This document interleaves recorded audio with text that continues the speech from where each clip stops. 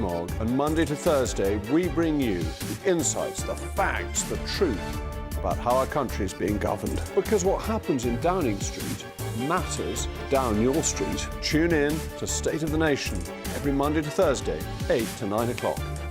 Only on GB News, the People's Channel, Britain's news channel. We're proud to be GB News, the People's Channel. And as you know, we always love to hear your views. Now, there's a new way of getting in touch with us at gbnews.com/yoursay. By commenting, you can be part of a live conversation and join our GB News community. You can even talk to me, Bev Turner, or any of the members of the GB News family. Good afternoon, Britain. Your lunchtime update on the stories that matter across the UK. From breaking news and insightful analysis, inspiring stories and lively debates. Are you comparing yourself to a former Prime Minister? Which is it? Stay informed, stay updated, stay entertained. I just don't know how anyone would not want to be there. Every weekday from midday. We are Good Afternoon Britain, only on GB News. Britain's news channel. I'm Stephen Dixon, and thanks for joining us on GB News, Britain's news channel. Every Saturday, 10 till 12, we'll bring you all of the news that you need to know. We'll also remind you that there is so much to smile about. It's my favourite time of the week. I get to relax, enjoy some light-hearted stories, and let Ellie teach me about fashion too. That's Saturday Morning Live, every Saturday, 10 till 12. Only on GB News, Britain's news channel. I'm Emily Carver. This is GB News, Britain's news channel.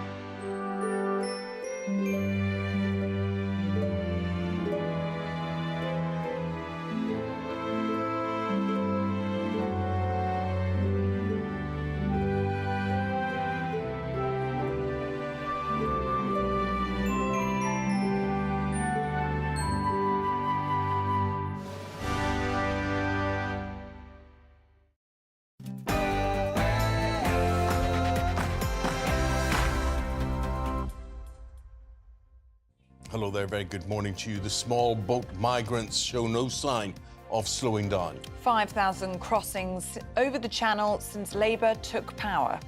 As Keir Starmer is accused of doing nothing to curb the crisis. Israel on high alert as the Prime Minister makes a rare call to the President of Iran and warns him not to attack Israel as world leaders seek to cool tensions. Trump targets Biden. The former president is interviewed by Elon Musk and alleges Joe Biden was ousted by a coup from the Democrats. And say what you want. This was a coup. This was a coup of a president of the United States. He didn't want to leave, and they said we can do it the nice way or we can do it the hard way. Seagulls sully summer. More of us than ever are being attacked by the pesky birds, and some local councils are taking matters into their own hands. A village in Norfolk prepares to hoist the Union Jack, and we're asking whether these days it's divisive to proudly display the country's national flag. And after yesterday officially became the hottest day of the year at almost 35 degrees Celsius, we're asking whether we've become a nanny state obsessed with weather warnings.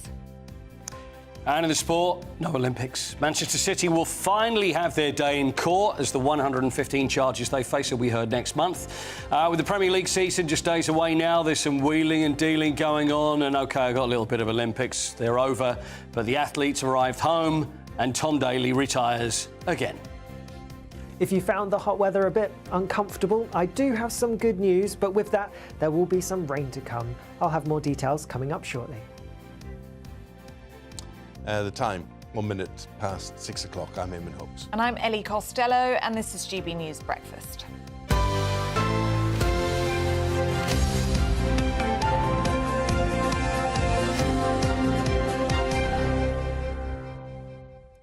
Small boat migrants continue to dominate the news, and 5,000 of them have crossed the channel since Labour came to power. GB News can exclusively reveal. Well, that's as the former head of Border Force told this channel that Sir Keir Starmer's plans to smash the gangs will be very difficult to achieve and will rely on the complete cooperation of many other countries. Well, our Home and Security editor Mark White now reports from the compound where many hundreds of seized small boats are stored. At a compound on the outskirts of Dover, a sobering illustration of the scale of the task facing the new Labour government in their efforts to end the Channel migrant crisis. Row after row of small boats, hundreds of them, many now deflated and rolled up. As we filmed, contractors dropped off more dinghies, the latest to have made the illegal crossing into UK waters. This is for Rishi Sunak! Sir Keir Starmer's focus is on going after the people smugglers, who've now sent thousands more migrants across the Channel since Labour came to power. But the former head of Border Force says tackling international criminal gangs will be extremely difficult without full cooperation from many other governments. It is a very, very big ask, I think, to expect the UK to be able to smash the gangs, if you like, without some form of international collaboration where powers can be used by other countries on their jurisdictions to bring people to justice and to prevent people and goods crossing borders, etc., rather than the UK being able to do this on their own. Tony Smith says there is no indication so far that the appetite of the smugglers and their customers has been in any way diminished since Labour came to power. This is a hugely lucrative business. There is an unending supply of migrants pervading the EU border, many of whom are in various member states, very keen to get across to the UK, who are prepared to mortgage their lives, effectively, to get a place on a very dangerous vessel to get themselves into UK territorial waters. That narrative still exists, I think, across Europe and beyond. So the pull factor is very much there. For now, at least, the migrant boats will continue to stack up here, as even the government acknowledges it'll take some time for its new approach to impact the organised criminal gangs, making millions from their trade in human misery. Mark White, GB News. With more on this, we're joined now by our political correspondent Olivia Utley on this. Olivia, what have you got to tell us?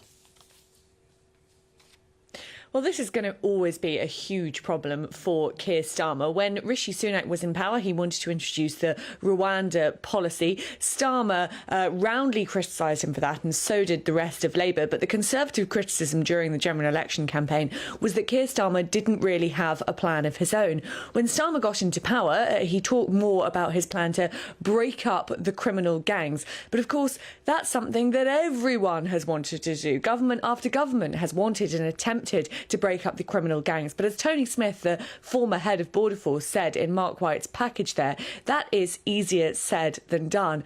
Another problem that Keir Starmer has is that although there is a generally sort of consensus in his party on the problem of illegal migration, legal migration is much more contentious. There are those, including probably Keir Starmer himself, who thinks that we need to get numbers down below the sort of figures that we were seeing last year, around 700,000 legal migrants to this country. But there are also those within his party who believe that actually legal migration is a very good thing and bigger numbers are to be welcomed. And Keir Starmer is going to have to find some sort of agreement on that, something which will be really, really difficult for him, given how wide the coalition of voters who voted for Labour at the last general election was. So huge pressure on Keir Starmer at home and also huge pressure abroad. And we were hearing that last night he was on the phone to the Iranian president, trying desperately to cool tensions. Well, absolutely. It's probably a very good thing that Keir Starmer cancelled that European holiday with his family, which was due to take place this week. He is trying to do his best to sort of wade in here and cool those tensions, which we know not only are wreaking havoc in the Middle East, but also have these knock-on effects on Britain. We saw during the beginning of the Russia-Ukraine war, and even now we're still seeing the effects. The price of oil goes up, the price of energy goes up, gas prices go up, and the cost of living crisis gets worse for ordinary people. That is, we will expect similar things if the tensions in the Middle East keep ramping up to the extent that they are at the moment. So Keir Starmer desperately needs to do what he can to try and calm those tensions, while of course facing pretty terrifying prospects himself at home, domestic crisis after domestic crisis here in the UK. Yeah, really challenging times for Sir Keir Starmer. Thank you very much, Olivia, for bringing us up to speed with those stories. Elon Musk's interview with presidential candidate Donald Trump finally got underway on X with more than 1.3 million people tuning in. We're listening to it there. Did they not televise it as well? I think it was an online stream. Yes, it was on X. Oh, just, there were some technical so difficulties. You can see it and hear it. You can see it and hear it. And there were technical difficulties, that's right. Yes, there were. So it was, there was a 40-minute delay, which Trump blamed on a disturbed denial of service attack. It was not long before the Democratic Party got a verbal lashing from the former US president. I can tell you this. We cannot have a Democrat. We cannot have her. She's incompetent. She's as bad as Biden in a different... Look, she hasn't done an interview since this whole scam started. And say what you want. This was a coup. This was a coup of a president of the United States. He didn't want to leave, and they said, we can do it the nice way or we can do it the hard way. Also confirmed he'll return to Butler in Pennsylvania in October after surviving an assassination attempt on the 13th of July. OK, let's now speak to Amy Tikharnian, former chairwoman of the Nevada Republican Party. Amy, you've heard the interview. What did you think of what went out? Well, it was definitely a rough start. I wasn't let in until about an hour into the actual start time. And once I was in, it seemed more to be reminiscent of one of his rallies. He was definitely upbeat. He was enjoying himself thoroughly. I actually think for the most part of the interview, he was interviewing himself and did an excellent job at filibustering, and poor Elon could barely get a word in edgewise. But it was 2 hours of free press for himself, and he ended up with roughly 1.3 million listeners. So I would say in the end, it was probably considered a win for Team Trump. So Musk, he's not there really to interview. He's there to give Donald Trump a platform. Sure. But yes, it was mainly a one-sided conversation, and I think it was actually welcomed. President Trump was able to go on all kinds of different topics of his choosing. And if Elon tried to veer towards one direction, he happily let Donald Trump take the reins. And at one point, though, there was discussion about Elon possibly sitting on a board for overseeing government wasteful spending, a commission. And so that was interesting. And then because in the past, when President Trump was president in 2016, Elon actually sat on another board, an advisory committee, which he didn't last too long, because once the president had pulled out of the Paris Climate Accords, Elon was not happy and he had removed himself from that position. So I find it interesting that he's willing to kind of step in another advisory role this go around. That's what Elon Musk wants out of this, and that's potentially what he's after with this very public endorsement of Donald Trump, because their relationship is absolutely fascinating over the years, isn't it? Elon Musk being the man that once described himself as politically moderate, and there's reports that he stood in line for 6 hours in something like 2018 to shake hands with Barack Obama. So we've come a long way since then. Sure. And he actually, in tonight's interview, said he wasn't just moderate, but that he was left-leaning, and then proceeded to double down on his endorsement of President Trump. So it was definitely interesting to listen to the two, try to find common ground. Climate change came up at one point, and I think President Trump kind of pivoted the best way that he could, somewhat away from that. There was also a little bit of differing opinion on illegal immigration. Eamonn actually said that he believed that most illegal immigrants were good, hardworking people, and President Trump hasn't always viewed it that way. So it was definitely interesting to say the least with the dynamics of those two. That's when you did hear it or did see it. Amy, tell us what the problems were. How did they manifest themselves? Well, they actually believed that it was a cyber attack in the beginning, and I'm not sure if that was truly the case or not. I'm not a tech expert, but it did take some time and it was frustrating. And actually, Kamala Harris's account, they were trolling Donald Trump because when Governor Ron DeSantis was a presidential candidate, and at that time Elon Musk was going to interview him, something similar happened. And so it crashed and it didn't start on time, and Donald Trump had mocked the scenario. And so they went back in history. Once you put something on social media, it's there for life. People take screenshots, and they were trolling him and mocking him with his own words. And so, it took probably about 45 minutes to an hour before they got things up and running. And then people were able to participate and listen in on their conversation. Very interesting as well, Donald Trump coming out to attack Joe Biden, talking about a Democratic Party coup, them getting rid of him as presidential nominee. But very interesting in terms of the timing, because we had Nancy Pelosi the day before, didn't we, saying that letter from Joe Biden saying that he was firmly in the race and he was going to stay in the race. She says it doesn't sound like it was him, suggesting it may have been written by somebody else. Well, sure. I think most people actually felt that as well. I think, it's pretty obvious that we are seeing a man who is in decline, and he has good moments and bad moments. And, is he somebody who is a dumb man? No. I may not agree with him, politically on a number of issues, but he is a man who's obviously aging. We all do. And I think that most people felt that letter did not come from him. And the fact that he finally made that decision to not continue to run for re-election was probably not an easy one. And I don't think it was necessarily one where you can say he was putting country first. I think he probably did it kicking and screaming, along with his wife and his family, who were pretty comfortable in the White House and wanted to remain there.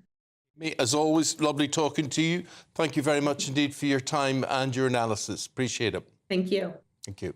Let's have a look at some other stories coming into the newsroom on this Tuesday morning. The families of the 3 Nottingham stabbing victims, Barnaby Wemmer, Grace O'Malley Kumar and Ian Coates, have criticised the mental health services who dealt with killer Valdo Calicani in the lead up to the attacks, saying that they have blood on their hands. It's after a new review found an NHS trust played down Calicani's risk to the public by potentially omitting key details, including his symptoms of psychosis. The Ukrainian President Zelensky has told Russian leader Vladimir Putin that the war is coming home in his most direct challenge to Putin yet. That's a week after Ukraine first stormed the Kursk region of Russia in what is the longest counterattack on Putin's territory since the war began. Bad news for the Sussexes, as Prince Harry and Meghan's chief of staff, Joss Kettler, has reportedly quit just 3 months into the role. Apparently, he's left the couple high and dry as they prepare to begin their public tour of Colombia later this week.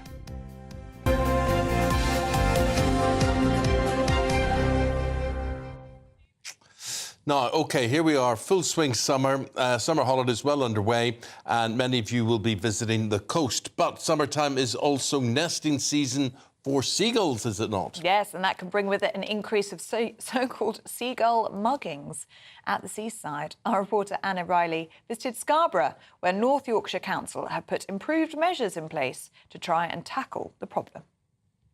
Seagulls are a staple of the seaside. And their squawking is the soundtrack of the British coast. Summertime is their nesting season, which comes with an increase in noise, excrement and muggings from the birds. In Scarborough, North Yorkshire Council's Gull Champion says the authority is tackling these issues. We are seeking to fight back against the seagull menace that is gripping our coastal communities. The issues that we've seen down the seafront, we're now seeing more and more in the town centre. We have a programme of street cleansing works, try and keep our streets as clean as we possibly can. We have a gull proofing scheme, so businesses, local people can apply for grants up to £2,000 to try and keep gulls away from their properties. We're also strongly advising the public not to feed the birds, not to drop litter. Clearly, fish and chips are not part of a seagull's natural diet. The spate of seagull muggings and the filth they create has caused a drop in business for Cafe Italia. It's a mess. It's a health hazard, and it's like the forgotten square. Holidaymakers are complaining, it's quieter for business, nobody will sit outside, and they really need to do something about the seagulls. In Scarborough town centre, people shared their experiences with the seagulls. I cannot stand them. They're noisy, they're messy, they nick your ice cream, they nick your chips. Don't like them at all. A seagull stole from a sausage roll out of my little sister's hand and bit her. Yeah, right here. She was holding a sausage roll and then it just swooped down and bit her and took it away. Yeah, and it nipped me right here. They're okay in their place, but when they're in the wrong place, there really are problems. They've got a really good character and they're funny and they're pretty. If you paint them, you can see all the different colours on them. Yeah, I love them. Well, I had a nice new ice cream, and I'm holding it, and it just came, it was about this close to my face, came right down, took the entire thing and swooped off. I guess I was lucky it didn't hit me. You can see the droppings everywhere. It's near some shops, you know. It's a bit, you've just got to swerve around it in case one comes along. Like them or loathe them, seagulls are protected as their colonies are rapidly declining. The advice is not to feed them and to guard your goodies from the opportunistic birds. Anna Riley, GB News. So that's nonsense. If you don't feed them, they'll just take your food anyway. They'll just take it anyway, yeah. They're Or brazen. take you. Probably swoop down, lift people, bring them back to their nests and devour them. Do they take dogs ever? I feel like that I've read a story about that. well. Like a little chihuahua or a little puppy or It has to something. be a horror story. It has to be a horror film about such a subject.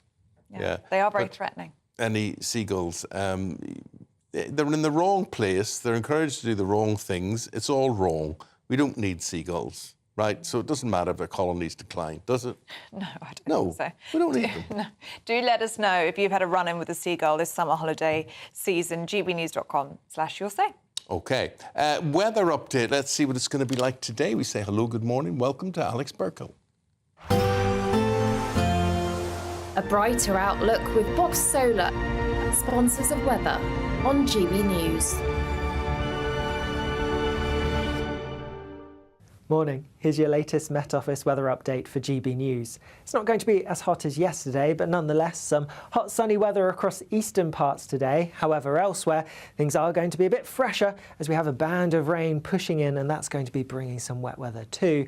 Most of that rain has now cleared away from Northern Ireland with just a few showery outbreaks following in behind, but across Scotland, Northern England, Wales and the southwest it is going to turn cloudy and wet as we go into the afternoon. Ahead of the front towards central eastern parts of England, it's staying sunny and with that pretty hot, with temperatures getting into the high 20s, so not as high as it was yesterday.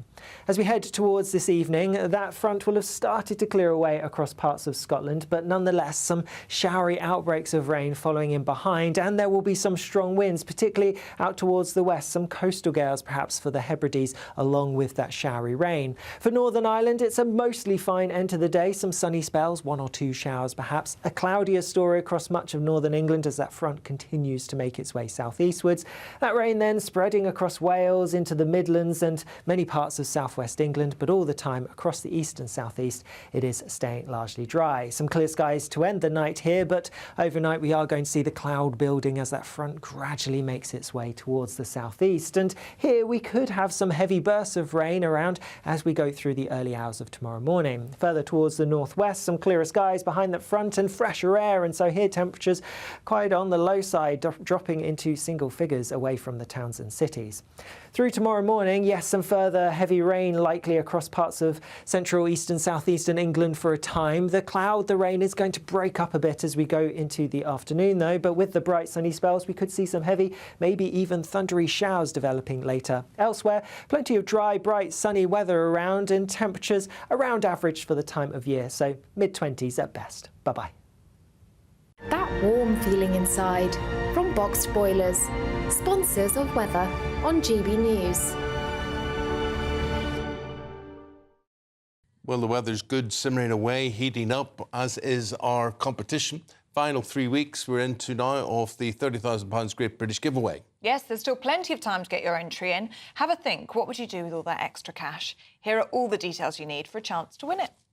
Celebrate a spectacular summer with your chance to win an incredible £30,000 in tax-free cash in our Great British Giveaway. It's the biggest prize of the year so far, and it's totally tax-free. What would you spend that on? Luxury holidays, a new car, or just put it away for a rainy day? Whatever you do with £30,000 in tax-free cash, make sure you don't miss out on a chance to make it yours. For another chance to win £30,000 in tax-free cash, text cash to 63232. Text costs £2 plus 1 standard network rate message. You can enter online at gbnews.com/win. Entries cost £2, or post your name and number to GB07 PO Box 8690 Derby DE1 9TT. UK only. Entrance must be 18 or over. Lines close at 5 p.m. on the 30th of August. Please check the closing time if listening or watching on demand. Good luck.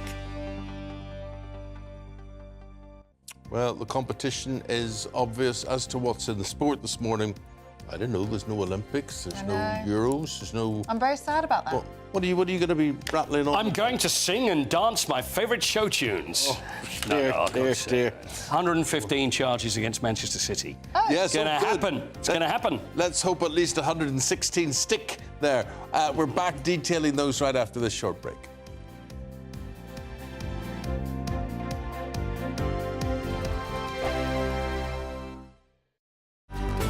Good afternoon, Britain. Your lunchtime update on the stories that matter across the UK. From breaking news and insightful analysis, inspiring stories and lively debates. Are you comparing yourself to a former Prime Minister? Which is it? Stay informed, stay updated, stay entertained. I just don't know how anyone would not want to be there. Every weekday from midday. We are Good Afternoon Britain, only on GB News. Britain's news channel. Welcome to State of the Nation, daily plunge into the stories shaping our country. I'm Jacob Rees-Mogg, and Monday to Thursday we bring you the insights, the facts, the truth about how our country is being governed. Because what happens in Downing Street matters down your street. Tune in to State of the Nation every Monday to Thursday, 8 to 9 o'clock. Only on GB News, the People's Channel, Britain's news channel. Join me, Camilla Tominey, for a frank and honest discussion with those in power that cuts through the spin and gets to the heart of the issues shaping our nation. You haven't confirmed that you want to stand as leader, but you haven't ruled it out either. This report basically says that he's not fit to stand trial. Is he indecisive? Incompetent? I deliver the dose of reality Westminster needs. That's the Camilla Tominey Show at 9:30 every Sunday on GB News, the People's Channel, Britain's news channel. Hi there, I'm Michelle Dewberry and I'm going to take a second to tell you all about my show, Dubes & Co. We start off with the issues of the day. We then bring in both sides of the arguments. We get rid of the disrespect. And then you throw me into the mix. And trust me, I'll tell it exactly how it is. And then, of course, the magic ingredient, you at home. We mix it all together and what have we got, in my opinion, the best debate show in town. Monday to Friday, 6 till 7 on GB News, Britain's news channel.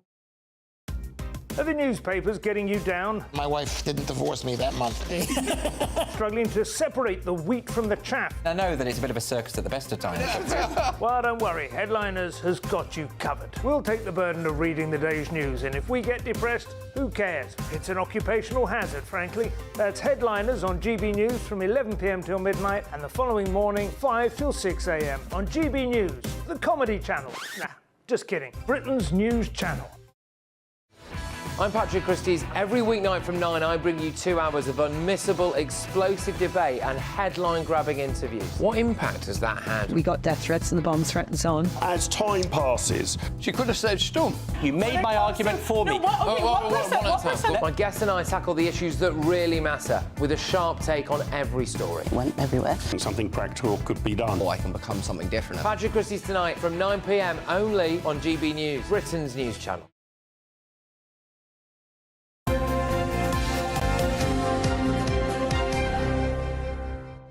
Goody, at last we've got some football, some club football news with Paul.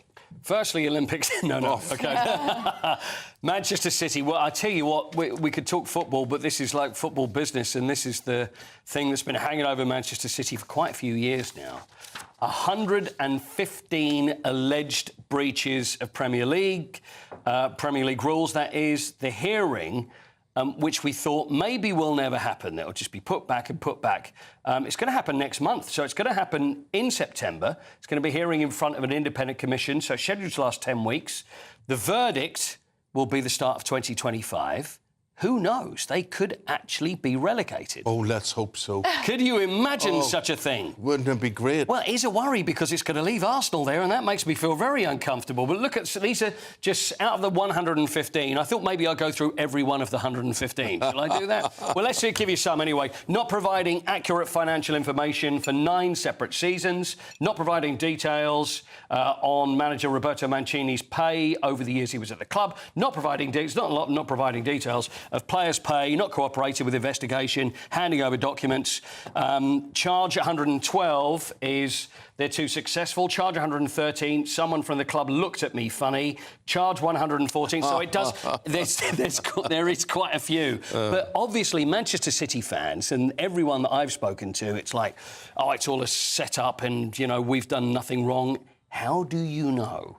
How do you know nothing's been done? The accusation that I'm taking away from here is that they've a lot of money and they use it whatever way they want, and not all of it's declared as to how they do it and who they pay and how they pay them. That's pretty much the charges. City deny any wrongdoing. They say that they have irrefutable evidence that will clear them. What is that? Is that the documents that they haven't handed over all these years? But anyway, it's going to be 10 weeks, starts next month, so there will be something happen, so at least it's going to be put to bed.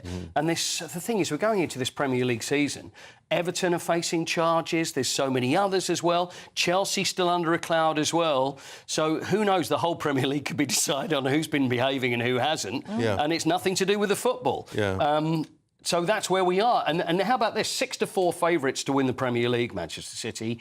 And also they're 8-1 to be relegated because of all this which is going on. So you could even have a bet on them. 8-1's quite good odds. That's what I mean. So there you go. But it's when it's and the bookies are seldom wrong. It's when it's going to be. Yeah. So it's going to be very, very interesting. There's some transfer news doing the rounds that what do you want to highlight there? I'll fly through some of these. So obviously once the Premier League starts, and then we're going to be heading to the window closing at the end of August. Newcastle to make a £60 million bid for Mark Gahey, who was one of the stars for England playing in the Euros.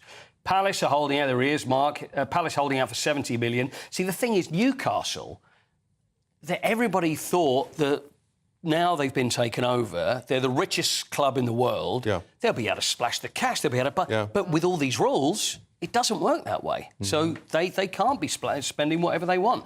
Chelsea trying to sign João Felix, that he was already there on loan from Atletico Madrid. Conor Gallagher, this deal where he's going to be sent out to Atletico, that's still not done either. Manchester United, you'd be interested, Eamonn, signing 2 players from Bayern Munich, Nussam Mazraoui and Matthias de Ligt, Dutch international, but both of them work with Erik ten Hag at Ajax. So I don't know whether he's just trying to get the old band back together. Well, I'm just seeing here, though, there's criticism from both Paul Scholes and Rio Ferdinand about de Ligt. Yeah, I think he's a good player. I think he's a really good player. I don't know much about him. But he hasn't been that great since he's been playing at Bayern Munich, and this is the reason that probably Bayern Munich don't want him, because, you know, otherwise they'd be wanting to hold on to him. And also it's dependent on Aaron Wan-Bissaka leaving Manchester United, so he looks like he's going to go to West Ham for 15 million. I think he'd be a good signing for West Ham. I think so too. I think he's a good player. He's very fast. He's very good. He tackles beautifully. But is he good enough for you? I don't see much wrong with the fella, but anyway, he's and finally, not in favour. Kurt Zouma. Now we know about Kurt Zouma, from West Ham. He's moved to Shabab El Ahly. He's off due to a medical issue. I wonder whether they'd say he'd go in there, it's a medical issue, and they say, right, we're going to give you a CAT scan now, and he's going to go, you take the pee. And that's the end of it. So... OK. You remember Kurt Zouma and the cat, don't you? Should we look at the Olympics? And Tom Daley has returned in tears. Well, he's returned and retired. He's retired. He's returned and retired. To London. They've all come back, so all the British athletes have all come back, and he's announced that he's retired. But he was all upset about it, but he's retired again. Because he'd retired after Tokyo and then decided, I think, because one of his kids wanted to see him dive, so he said, OK. But the thing is, he lives in Los Angeles, so in 4 years' time, never say never. It was all very, you know, it's all very upsetting, but never say never. If he has another child and then he wants that child to see him compete in the Olympics, we might have another whirlwind. I think you never know. Beijing, age 14, so he was 19 at London 2012 when he won bronze in Rio, joint gold in Tokyo, won a silver this year as well. So it's certainly one of our finest. And also one of your finest there, Eamonn, your mate Daniel Whiffen. Dan Whiffen, the Irish swimmer. Yes, you like him. I know you like him. But he's been unwell. Now, he was supposed to be carrying the Irish flag at the closing ceremony. Right. And I knew that. And then when I saw it, I thought, well, where is he? What's going on? It turns out he was rushed to hospital with a stomach bug. Now... But he swam in the Seine, though, didn't he? Well, this is the thing. You don't have to be, you know, a detective. It could be, did he catch it from someone? Was it eating dodgy food? Or anything to do with that 10-kilometre swim in the Seine 10 kilometres. that happened on Friday? He said he hasn't linked his illness to the river, which is probably a sensible thing today. Organisers say that health problems should not be automatically attributed to the River Seine. And the Mayor is going to open 3 public bathing spots in the river next year. I just wonder if anybody's actually going to go Give it a miss. I think so. I'll just hold your breath. Pay me. For a very long time. Now, that's not true. That's true. 10,000 euros to have a little swim in the Seine. Oh, no. No? Maybe with the right nose. Nose clip and a snorkel. Yeah, and a snorkel. OK. You've got to close my eyes. breathe through your Goggles. mouth. It's, you know... No. No. All right, thanks. OK. Paul, thanks very much indeed. We're going to be back with the newspapers, and today we've got Alex Alexander and Claire Muldoon. Alex Armstrong and Claire Muldoon, sorry. Right after this.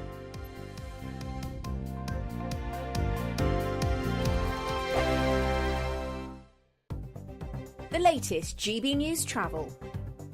Good morning, I'm Russell Holding. Disruption is possible to some CalMac ferry sailings to and from the Inner Hebrides this morning because of poor weather conditions and because of an operational incident, and also to sailings to and from the Firth of Clyde because of poor weather conditions.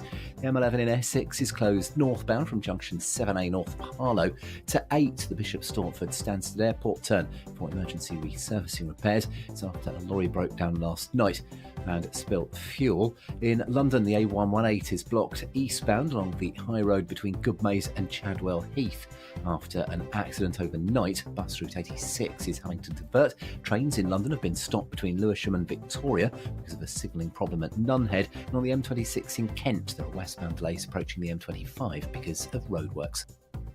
You can stay up to date throughout the day by visiting our website, gbnews.com. Good afternoon, Britain. Weekdays from midday. It's a very difficult issue, this, right? As far as we know, the boxer with male chromosomes was born with female genitalia. Yeah, I mean, it's actually quite simple. Sex in humans is binary and immutable because we are mammals. And there is a minority of people who have disorders of sexual development, and that can affect a person's reproductive organs. But these people are male or female. And yesterday, what we witnessed was basically just glorified male violence against women and girls. The difference is, that happens every day all over the world. And the difference is that in every other circumstance, we consider beating up women to be wrong, but it was deemed acceptable by those at the IOC because they're claiming that it's sport, but it's not. It's violence and it's wrong. Peter, Lottie's right, isn't she, that we've been talking a lot recently about violence against women and girls, and regardless of whether this person is intersex or transgender, they have male chromosomes. That means they have a very, very distinct biological advantage that could actually be fatal to a female athlete competing against them. Well, of course, sport does need to be fair, and we do need to examine this case very thoroughly. There are reports that the boxer, Eamonn Khalif, was born a biological woman. She is not transgender. She is not non-binary. She is not intersex. She may have elevated levels of testosterone, but that's entirely natural. It's beyond her control. It's the way she was born. And that is why the International Olympic Committee has said that she falls within the rules. GB News, the People's Channel.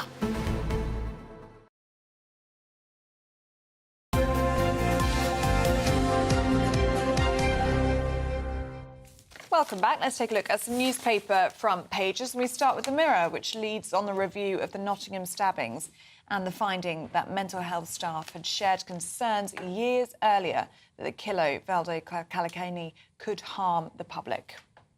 Mail leads on the same as the victims' families declare the NHS Trust who dealt with the killer have blood on their hands. The Daily Express echoes James Cleverly's comments on the migrant crisis, writing, "Get a grip and fast. Labour is doing nothing to stop the boats."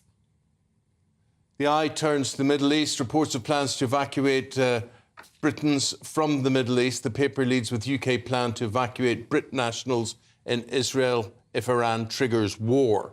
And finally, The Guardian reports silent killer. Heatwaves in Europe have claimed up to 50,000 lives. 50,000? According to The Guardian. I don't believe that. Neither do I. No, I just don't believe that. Well, that's massive. I saw that story this morning and I was a bit gobsmacked by it. I was like, that sounds like a little bit of a stretch. Well, somebody died on a sunny day. All the heat will have killed them. Yeah, well, it's not like we don't have summer every year, you know? Yeah. Anyway. Well, how are you dealing with the summer? How are you dealing with... Just got a fan on, trying to stay cool. A little bit of a tan outside, enjoying it. You know, we get summer for like 2 weeks a year in this country. 2 days. 2 days if we're lucky. Yeah, 2 weeks is a stretch. Yeah. Right, OK, let's talk about this Calcone guy. And there was no provision within the NHS for his mental health. His family knew he was a sick man. He was a... what was he? He was bipolar, wasn't he? Schizophrenic. Paranoid schizophrenic. Tell us more, Alex. Yeah, so, I mean, it's pretty chilling stuff. You know, people have lost their lives due to these failures time and time again in the social care sector and generally within the NHS. You know, Calacone could have been stopped. This is what his parents, the parents of Barnaby Webber, his mother's put this beautiful video out online where she really, you know, talks about her son, but also calls out the failures that have led to the death of her poor boy. And, you know, what's shocking about this is that a psychiatrist warned 3 years before the attack that he was a danger to society. And at that point, our social services should have intervened. He should have been given more treatment or quite frankly, put away somewhere where he would no longer be a threat to the public. The timeline indicates that social services and the mental health services in the NHS did intervene at the family's behest. Correct. At Valdo Calacone's mother and his brother. But it's the categorical defects within that system that actually highlight that they've got no places on psychiatric wards. Yep. They've got no care in the community. These people are being left into the community on Fridays when there's nothing, no safeguarding put in place for weekend care or weekend cover. And I feel also that his mother and his brother are victims in this too, because the timeline quite clearly shows that they tried to help. They tried to help not only her son as a mother, but help the greater good in society by getting him off the streets. You know, I do think it's really shocking, Claire, and I 100% agree with you about that. I think, you know, we're talking about... We've seen these stabbings increasing constantly in our country. They're constantly hitting the news. There was 2 yesterday of children attacked. It's absolutely disgraceful stuff. What got me about that story yesterday? It was 11:30. It was in a tea shop. Broad daylight. Broad daylight. Yep. And it gets to the news bulletin and it's like 6th story. Incredible. Incredible. Thinking, you know, they're going big on Kalakani and whatever. But what the heck? This happened yesterday morning. This was live. 2 more innocent people you couldn't come across, and we're taking it like, oh, there's another stab.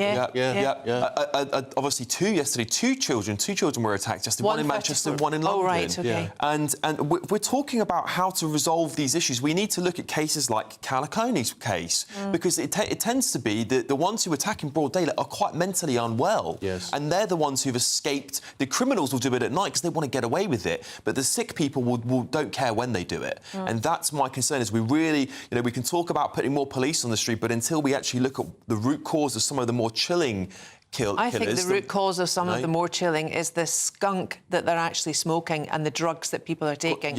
It's an absolute crime against humanity that it's getting away with it. The weed is getting stronger, it's more synthetic, and the studies, the evidence to purport the fact that if you do smoke, you do have higher issues of mental health issues. Particularly paranoia. There is no... the deterrents are obviously not strong enough to be scary for anybody to and the breakdown of family. And it should be clear that you should be shot dead if you've got a knife in your hand and you're in the street, that police should, not tasers, but just be able to take firearms. Oh, Eamonn, you can't go down that. Of course you can. No, you cannot. Well, they're out to kill people. But you cannot arm police officers in this country. You can't. Well, they do in Northern Ireland. Well, there's reasons for that, but there'd be reasons for doing it. No, here. they can't, because honestly, if that is the thin end of the wedge, if officers start to be armed here, there will be the case of shootings that shouldn't have happened, and then where will we be? What about all the shootings that should have happened? Eamonn, I can't believe you just said that. I can't believe you're arguing against this. And I mean, I'll put it out to people who are watching and listening as well. We are at rock bottom as regards law and order in this country. And guns will help. What? Guns will, of course, guns no, they will not help. You know what guns I think? There's a failure generally for, I think, people to feel scared when it comes to the police. And I think that sometimes our policing can be too soft. Yeah. I do agree with Eamonn that I'm not... I don't they're not police forces anymore. No, they're police services. Yeah. And I think, you're right. We've softened the police far too much, and it's allowed criminals to run riot. I mean, we look at the knife crime rate, it's up 20%. Spain or Portugal, you know what's going to happen to you, or Italy or whatever. The police have truncheons and guns and whatever, and they're almost paramilitary. If you want a police service, do you want a police service or do you want a police force? Well, this is the thing, right? We saw the case of the Manchester attacks, you know, with the police officers there, and they showed a bit of force on who I thought was a man that was quite dangerous in an airport, in a public space, and we had the Home Secretary out to say we have no respect left for the police force. So, well, whenever they do show a little bit of force to neutralise someone who's been quite violent, you put them under investigation and suspend them. So I understand that some people are concerned about what he did, and there's a good conversation to be had about that. But we also need to have a conversation. Do we want a police service or do we want a force? No, I think that changing the terminology might help, but also bringing back respect and fundamental human values and home values, I think, are at the top of this. How do you... You help eradicate poverty, you help and you do away with the two-child... Before we do all that, just shoot them. No, Eamonn. That would be the easier way to do things. I don't know. I don't care because I'm not going to be shot. I'm not going to be doing anything that's going to upset the police force. You might be collateral damage. You don't know. That's the thing. Well, let us know what you think. gbnews.com/you'll say. Claire, let's have a look at the Daily Mail, shall we? This is Prince Harry and Meghan Markle's new Chief of Staff has quit after only 3 months. I'd love to know why. Wouldn't we all? Yeah. Maybe some people need to be shot then. There's a total of 18 people, 18 staffers have left the Markles, the Harkles, whatever you want to call them, since they married in 2018. I think there's a correlation here between the fact that she's incredibly difficult to work for and work with, because I don't think anyone does work with Meghan Markle. You say her as opposed to him. Yeah. Well, I don't like the fact that he gets away with it and the blame is always on her. I think he's partially culpable. Oh, he's demasculated, Alex. He doesn't know his name now. He doesn't even know what day of the week it is. She tells him everything. And how he could say that it's not safe for him to bring his wife and his 2 children to the country of his birth, the country that have given him absolutely everything because of the lack of security, and yet they're going 4 days to Bogota and Colombia. Come on. That's true. But they have got beefed up security services while they're out there, so funnily enough. But, I mean, I do find the whole thing ridiculous. I mean, these two are just a joke, aren't they? I mean, I think they've just become a running joke in America and in this country. They are completely. I wish they would just be quiet for a long period of time and rebuild their reputation. And the best thing they could possibly do is shut up for a few years and say, actually, I would like Harry to come back to this country. He is the brother of our future king. Do you know what? I think he actually will, because Buckingham Palace have got an exit plan in place for the day he leaves her. But, Claire, he wouldn't come back with his children then, because she would have control of the children. Yeah, and because they're American residents as well, and they will not be able to come back. But would you like to see him come back, Claire? Do you know what? I'm not much of a monarchist, Ellie. I think the whole system needs to be readdressed and rechanged. And I think since the Queen died, it's just gone to pot, really. I would prefer him to be here than over there, because I think he's making a laughingstock of the royal family. We need senior royals, and we do. You know, and he is one of them. And he's one of them, and he's a popular lad. When he was so popular, wasn't he? He was. And they would have done a great job, wouldn't they, if they'd have had that Commonwealth role that they were talking about, whether being based in South Africa or being based in Canada. But why? Because then she's just I making... don't think it's what she wanted. But she's making her own fiefdom. I mean, that's about making her, empowering her in an area where she's not supposed to have power. But I think he could do the job, but I'm not sure she could. She can't, because she's too narcissistic. But they haven't found their way, have they? They haven't found their way, because we've got a jam-making business from Meghan. Yeah. We've got Netflix, we've got Oprah interviews, but all of that is going to run out. Every time we've got these almost fake royal tours going on. That's right, and that company she's made underneath the royal banner. Yeah, that's ridiculous stuff.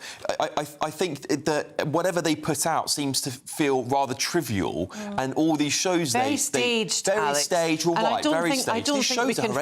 I don't think we can forget the fact she is an actress of sorts. Oh, but listen, when she puts her hand on his thigh or holds his hand, or whatever, he doesn't hold hers, but she's constantly, her hand is on his personage all the time. And that makes a statement. That is, now, we may have had a row before we went out, but... I'm in charge. That's exactly... It's more of that. It's more, you're mine, OK? You're my pet. You're my property. Yeah. It's good watch body language experts online. They are brilliant at dissecting this, and it's highly entertaining as well, so you should definitely give that a go. Okay. The boat situation, Alex, the Express. Yes. James Cleverly, front page of the Express on this one. Yep. So obviously James Cleverly is running to be leader of the Tory party. And is he? Yes. Who would have known? I mean, how many of them are there left? How many over there? Yeah. Are there left? quite clear. And he is telling Keir Starmer, I do find this a bit rich, get a grip and fast. Labour is doing nothing to stop the boats. The big headline on the Express. He's obviously saying that Keir Starmer is losing control of the immigrant situation. We had one of the highest days of crossings, I think the highest day under Labour's reign in the last 30 or so days. 700 people came here yesterday. 2 people died. 2 people died in the French side of the waters, correct.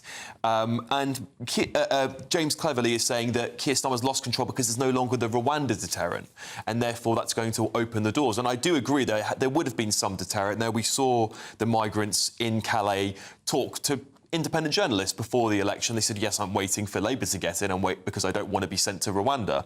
And so that even though I don't believe it would have resolved the issue entirely, I do think Cleverly's got a point.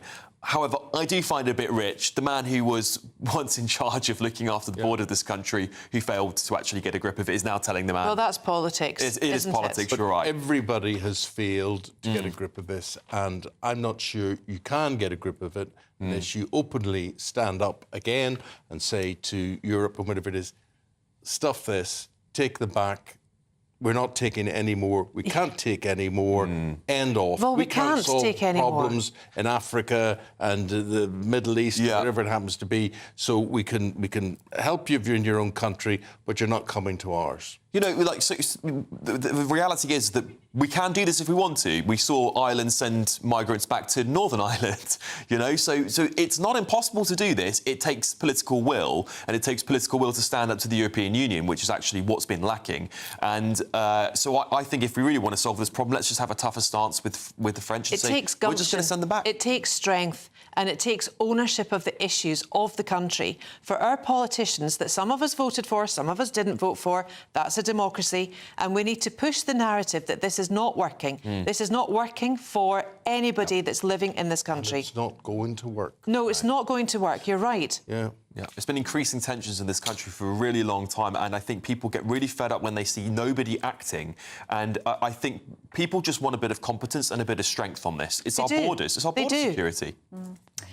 Claire, let's have a look at The Guardian, shall we? Because Thursday is A-level results day. A-level results day in England, Wales and Northern Ireland. Yeah. And the Education Secretary has come out and said that she's blaming 14 years of government, of Conservative government, on the lack of attainment between North and South, between privately educated and state-educated kids, and the fact that universities now are actually going bust, some of them. That was in an op-ed in The Times. So if we put those two stories together, what have we got? We've got ineffective teaching staff, because teachers don't want to go into teaching because they don't see it and they don't perceive it as to be valued and as a vocation, which it is. And I think we have to put more money into teachers as opposed to put more money into schools, because throwing money at something, as we've seen in the NHS, doesn't necessarily make it better. What we have to do, though, is get children out of poverty. We have to help families. We have to build that family unit to give families confidence to send their children to school. All this, well, I use a food bank. I can't afford to feed my child. I can't afford some kids going to school with not having had breakfast. That is disgusting in this day and age. And I don't think it's just the fault of the benefit system. I think it's actually the fault of the parents not looking after their children properly, not going without, so therefore their child can have walking to school, going to local schools. We have to develop them, underpin them and help them. And we can't just do that by saying every child in England, Wales and Northern Ireland gets a free school lunch. That doesn't help fundamentally kids learning their basics of reading, writing and arithmetic. We need to go back to basics, and we need to get... I mean, how many of us here sitting round here, I know you would be the same as me, having 100 square for your times tables? Did you have that? Yeah, I mean, I can recite my times tables back, front, inside out to this day. Bet you can't. No. No, exactly. No, you're border, OK? Yeah. But that's fundamental, not because we had to go for jobs in Greggs and be able to count things up and then say £2.93, please. It was because it's actually a good way, and it's a good balance, and it shows you a good way of learning, which is really, really important. Well, let's learn about the weather, and here it is. A brighter outlook with Box Solar, sponsors of weather on GB News. Morning. Here's your latest Met Office weather update for GB News. It's not going to be as hot as yesterday, but nonetheless some hot sunny weather across eastern parts today. However, elsewhere things are going to be a bit fresher as we have a band of rain pushing in, and that's going to be bringing some wet weather too. Most of that rain has now cleared away from Northern Ireland, with just a few showery outbreaks following in behind, but across Scotland, Northern England, Wales and the southwest it is going to turn cloudy and wet as we go into the afternoon. Ahead of the front towards central eastern parts of England, it's staying sunny and with that pretty hot, with temperatures getting into the high 20s, so not as high as it was yesterday. As we head towards this evening, that front will have started to clear away across parts of Scotland, but nonetheless some showery outbreaks of rain following in behind, and there will be some strong winds, particularly out towards the west, some coastal gales perhaps for the Hebrides, along with that showery rain. For Northern Ireland, it's a mostly fine end to the day, some sunny spells, 1 or 2 showers perhaps. A cloudier story across much of northern England as that front continues to make its way southeastwards. That rain then spreading across Wales into the Midlands and many parts of southwest England, but all the time across the east and southeast it is staying largely dry. Some clear skies to end the night here, but overnight we are going to see the cloud building as that front gradually makes its way towards the southeast. And here we could have some heavy bursts of rain around as we go through the early hours of tomorrow morning. Further towards the northwest, some clearer skies behind that front and fresher air, and so here temperatures quite on the low side, dropping into single figures away from the towns and cities. Through tomorrow morning, yes, some further heavy rain likely across parts of central, eastern, southeastern England for a time. The rain is going to break up a bit as we go into the afternoon though, but with the bright sunny spells we could see some heavy, maybe even thundery showers developing later. Elsewhere, plenty of dry, bright, sunny weather around and temperatures around average for the time of year, so mid-20s at best. Bye-bye. That warm feeling inside from Boxed Boilers, sponsors of weather on GB News.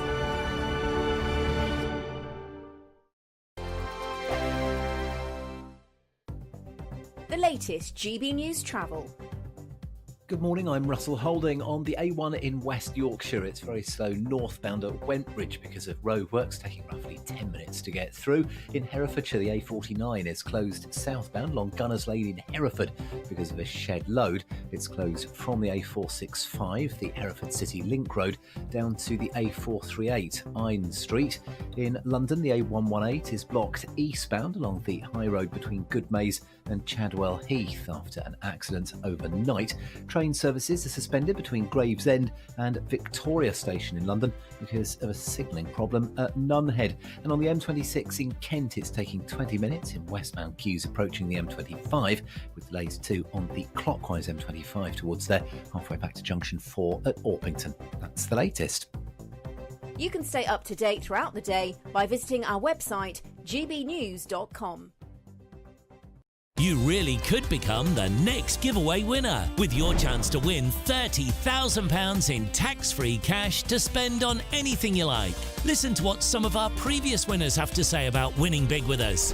Hi, my name's Victoria. I won the Spring Great British giveaway. So the day we got the money in our bank account, everything just felt just a lot nicer. We went out for dinner, just enter.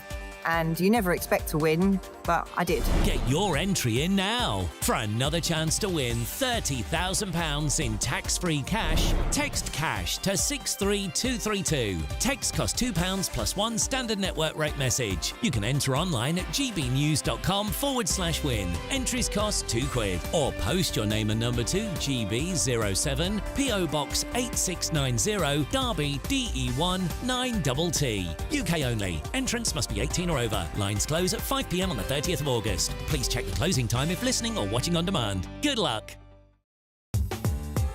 I'm Christopher Hope. From pop stars to politicians, I'll interview anybody in a pub who's got a political opinion. Join me every Friday on Spotify, Apple Podcasts, YouTube or gbnews.com, or wherever you get your podcasts.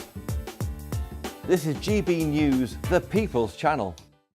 If you want your news to be straight talking, this is a nightmare for the Conservatives again. Down to earth. It's not just Nottingham where this is happening, is it? And most importantly, honest. Hard-working, middle-class taxpayers, they'll get their book thrown at them. Then catch me, Martin Daubney, Monday to Friday, 3 till 6 p.m. on GB News, Britain's news channel. We're proud to be GB News, the People's Channel. And as you know, we always love to hear your views. Now, there's a new way of getting in touch with us at gbnews.com/your say. By commenting, you can be part of a live conversation and join our GB News community. You can even talk to me, Bev Turner, or any of the members of the GB News family.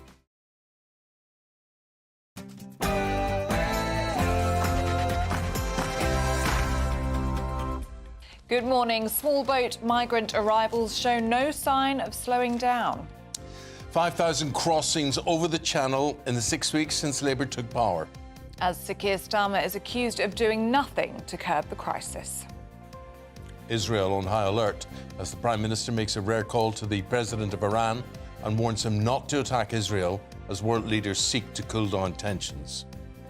Trump targets Biden. The former president is interviewed by Elon Musk and alleges that Joe Biden was ousted by a coup from the Democrats. And say what you want. This was a coup.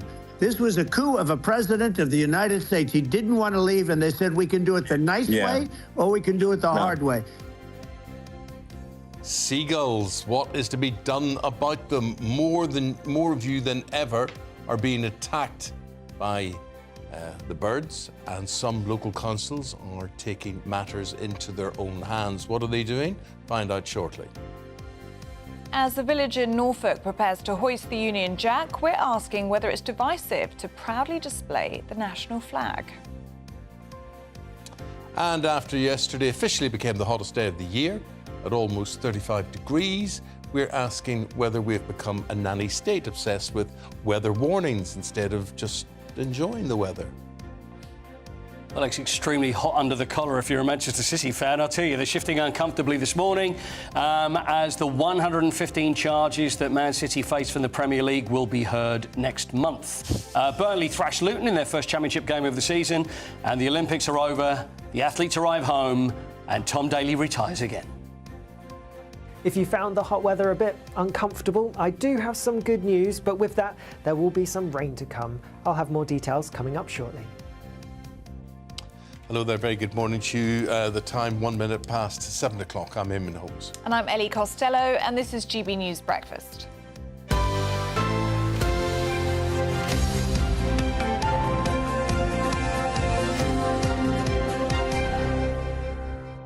Seagulls, got so many of you talking today, and a lot of you saying, do you remember the film, the Hitchcock film, The Birds? The Birds, I was going to say that as well. Yes, I don't think they had any seagulls in that. Oh, you know what? But it did make you scared. Have you ever seen that, Ellie? Eerie, yes. Oh, yeah. Oh, my goodness me. It is sometimes a bit like that down at Southend.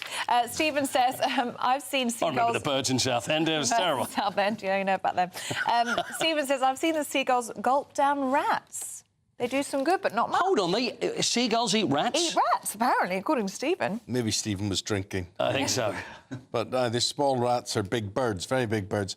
David says, birds are beautiful, intelligent creatures. They've got their own personalities. They don't mean to hurt. They're only after grabbing the food. And I suppose that's true. I mean, you could argue we are to blame because as soon as we throw anything down, you know, if you eat an ice cream cone and you leave half the cone and you throw the cone on the floor, it's the litter thing which gets me, and the gulls are in there. Yeah, but that's fine. It's when they start swooping towards children and nip at them.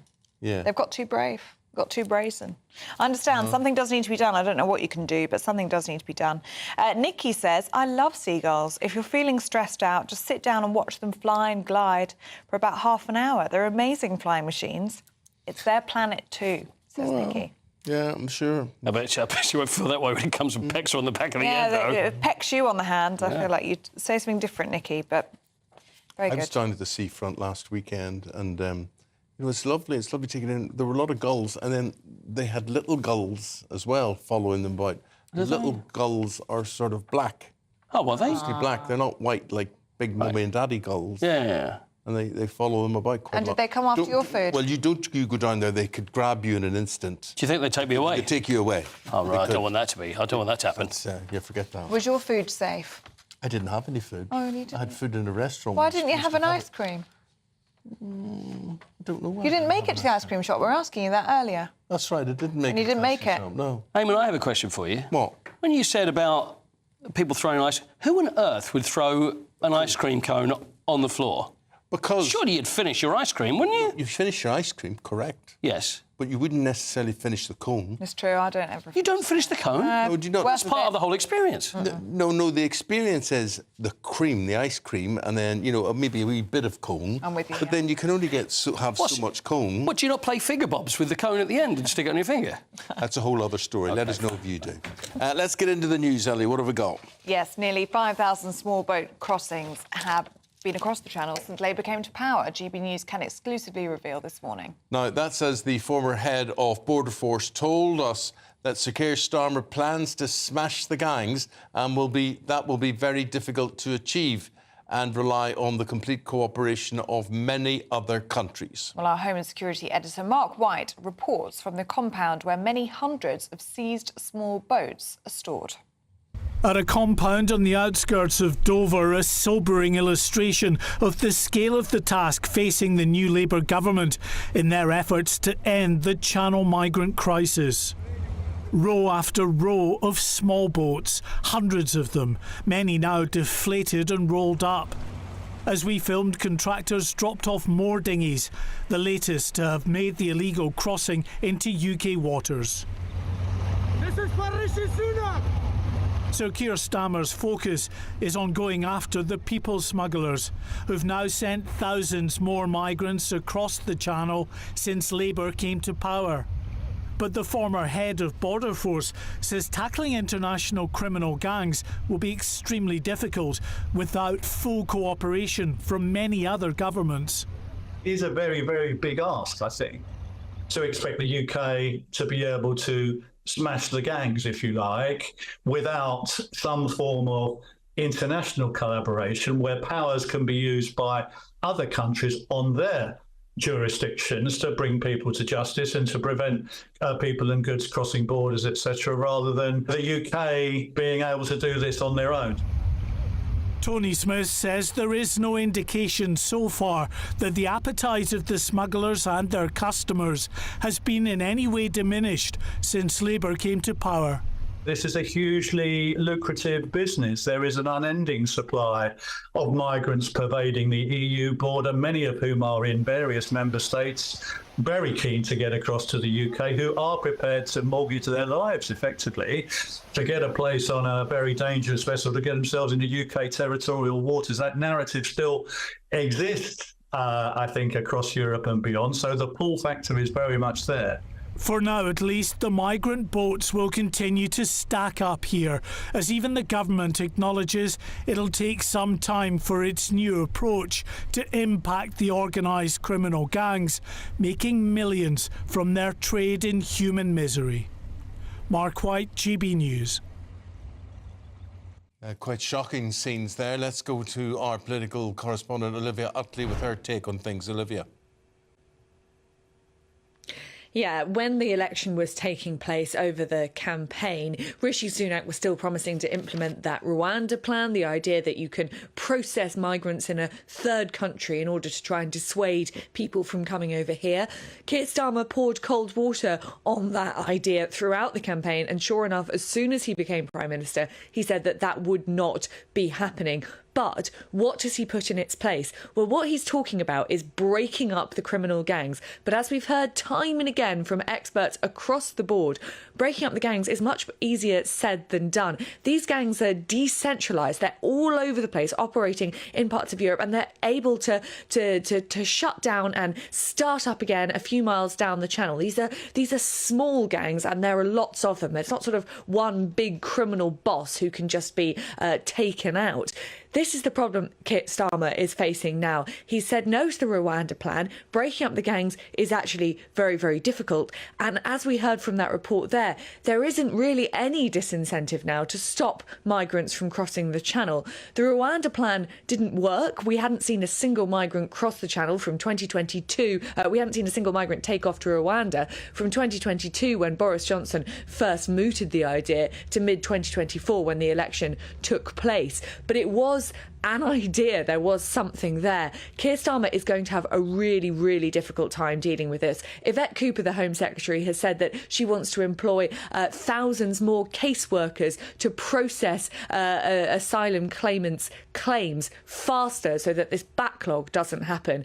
But I think there are quite a lot of people who'll be watching this today who thinks that another sort of army of pen pushers probably won't be enough to stem that flow. What is Keir Starmer going to do about it? It's getting more and more urgent. Yeah, so pressure on Keir Starmer at home and also pressure abroad. There's big concern across Whitehall, indeed around the world, about this looming attack by Iran. And there was that phone call last night, wasn't there, between Sir Keir Starmer and the Iranian president? Well, absolutely. Keir Starmer is desperately trying to calm tensions, and he's not the only one. There's deep concern throughout Whitehall and across Europe in general about this potential Iranian attack. Will Keir Starmer's words make any difference? It's definitely a good thing that he stayed at home this week. He was supposed to be going on holiday with his family to Europe and decided at the last minute that he had to cancel it. I'm sure our allies in Europe will be pleased with that decision. But what difference will it make? Well, we'll just have to wait and see. Yeah, thank you very much indeed. Big interview with former President Trump yesterday in the USA. Elon Musk did the interview, and it finally got underway on X with more than 1.3 million people tuning in. Yes, well, there was a 40-minute delay, though, and Trump opened up on the recent assassination attempt against him in Butler, Pennsylvania, when things finally kicked off. It's very much, I say, an act of God. It's a miracle that it happened. But I looked to the right, and the bullet came whizzing by, hitting my ear. So it was amazing. But when you think of the odds of that, and you know that normally you wouldn't use it. Normally I wouldn't have the thing, and then it would have been a very different story. Gosh, hearing them talking about that, it has to affect you, though, hasn't it? Oh, yeah. To think that it's Absolutely. been there. And it wasn't long before the Democratic Party got a lashing from the former president. This is what he had to say. I can tell you is this. We cannot have a Democrat. We cannot have her. She's incompetent. She's as bad as Biden in a different... Look, she hasn't done an interview since this whole scam started. And say what you want. This was a coup. This was a coup of a president of the United States. He didn't want to leave, and they said, we can do it the nice way, or we can do it the hard way. Well, joining us now is our Deputy Editor of The Spectator, Freddie Gray. Morning, Freddie. Good to see you. What did you make of this conversation between Musk and Trump? Well, it was very long. Yeah. It went on and on and on. And, of course, there was a 40-minute delay. And everyone was reminded of, do you remember Ron DeSantis launched his campaign? Same thing happened there, didn't it? And there were glitches there. And there was a lot of glee about that at the time. And there seemed to be a lot of glee that there was this big delay. By the time it finally got started, it's always interesting to hear Trump. He's spoken about it quite a lot already, but to hear him talk about the assassination attempt, it was miraculous that he wasn't killed. I mean, there's all sorts of factors. There's the head tilt at the last second that meant that he wasn't struck by the bullet, which he talks about a lot. There's also this chart, and he said it last night. I think it's the first time he said illegal immigration saved my life. To laughs from Elon Musk. Because it's a chart to laughs from Elon Musk, because it was a chart about illegal migration that he was looking at. And normally, he's pointed this out, normally he does that chart bit at the end of his speech. This time, for some reason, he did it at the beginning of his speech, and normally it's on his left, this time it was on his right. So he pointed out all these things that meant that his head happened to turn at the right moment and that he wasn't killed. So that was very interesting. And then otherwise, it was just a very scatty conversation talking about climate change, immigration, the Democrats. Interesting for people like me that follow this stuff religiously. I think you have to be pretty committed to listen to the whole thing. Yeah. So is that down to Musk? Like he seems to chat to him or give Trump a platform as opposed to interviewing him? Yes, I mean, Musk did say at the beginning, and I think it's a fair point, you don't really get anywhere with adversarial interviews, and particularly not with Trump. We've all seen adversarial interviews with Trump. They don't really go anywhere. You get the heat, but not the light. And it did mean that there were interesting moments. They started talking about solar panels and whether you can put solar panels on Tesla cars and things like that. And so that was quite interesting to listen to. But it wasn't like a normal Trump interview. It wasn't a normal Trump media interview. And I think, in a way, that was a shame because it would have been better to have a bit more structure, a bit more order. And yes, I think 1.3 million people listened live. I think 10 million people have already listened to it. The space on X now already. I don't know whether it's going to make any impact on the election, really. It's interesting that Trump is back on Twitter now. He's tweeting again, which, of course, he hasn't been doing for a while. When he talks about the Kamala coup with a capital K is how he spells it when he writes about it, he's not wrong. It was a coup. Biden did not want to go. He was pushed out. He was forced out by Nancy Pelosi, by Barack Obama, it seems. And it's an extraordinary thing that the Democrats are doing. They are pretending that, Kamala Harris has gone from being this incompetent vice president who couldn't possibly take over because Joe Biden's so great and she's so bad, to suddenly being the most exciting political phenomenon on the planet. And it's amazing how much of the media are just sort of going along with this story. That, wow. Do you go along with it, Freddie? I think there's certainly a lot of excitement among Democrats, but a lot of it comes from relief that Biden's no longer there. I think it will be very interesting if they can keep the act up going till November. And Trump is quite right to point out she hasn't done a proper interview since she became the presumptive nominee. Can you really go through an election campaign all the way through to November without facing proper scrutiny of the media? The amazing thing is the answer might be yes. Yeah. What do you think Elon Musk wants out of this very public endorsement last night on X? Is it a government job on a board? Because it's the most incredible relationship, really. We've come a long way from him standing in line to shake hands with Obama back in 2018. And his company, Tesla, is electric cars, which Trump has always said is really impractical and too expensive. Well, Musk isn't the only one. A lot of these Silicon Valley guys, Mark Andreessen, Peter Thiel, a lot of them were not tremendously political. Thiel was maybe a bit more political always, but they were not tremendously political. They were Democrat-leaning, they're sort of socially liberal people who increasingly loathe the Democrats, and they are very concerned about the threat that the Democrats pose to free speech. And they have increasingly fallen for Donald Trump. And I think that's what's going on with Elon Musk. I think he sincerely thinks Trump is a better option for the future of America and the world than Kamala Harris. Whether he gets a job in the administration, Trump repeatedly said to him, maybe you could do something like that for me, Elon. And Elon didn't really bite on that. I don't think he's thinking, I want to work for this government. But certainly his SpaceX program or something, that obviously has government relationships. One thing is these billionaires are getting so powerful. Someone like Elon Musk now is more powerful than a country in many ways. I mean, his space program could help America in the future in a sort of space conflict with China, let's say. These things are things that people have to think about. So, yes, I think it's important for these billionaires to be on the right side, the winning side. And I think Musk is betting that it's going to be Trump. And I think he's hoping sincerely that it'll be Trump. Freddie, we'll speak again later. Thank you very much indeed. If you've got a view on what Freddie's had to say, let us know and we'll discuss that later. Now, at 17 minutes past 7, let's take a look at some other stories coming into the newsroom this morning. The families of the 3 Nottingham stabbing victims, Barnaby Webber, Grace O'Malley, Kumar and Ian Coates, have criticised the mental health services who dealt with killer Valdo Calcone in the lead-up to the attacks. They say they have blood on their hands. That's after a new review found an NHS trust played down Calconi's risk to the public by potentially omitting key details, including his symptoms of psychosis. The Ukrainian President Volodymyr Zelensky has told Russian leader Vladimir Putin that the war is coming home in his most direct challenge yet. That's a week after Ukraine first stormed the Kursk region of Russia in what is the largest counterattack on Putin's territory since the war began. Bad news for the Sussexes, as Prince Harry and Meghan Markle's Chief of Staff, Joss Kettler, has reportedly quit after just 3 months in the role. Apparently, Kettler has left the couple high and dry as they prepare to begin their public tour of Colombia later this week.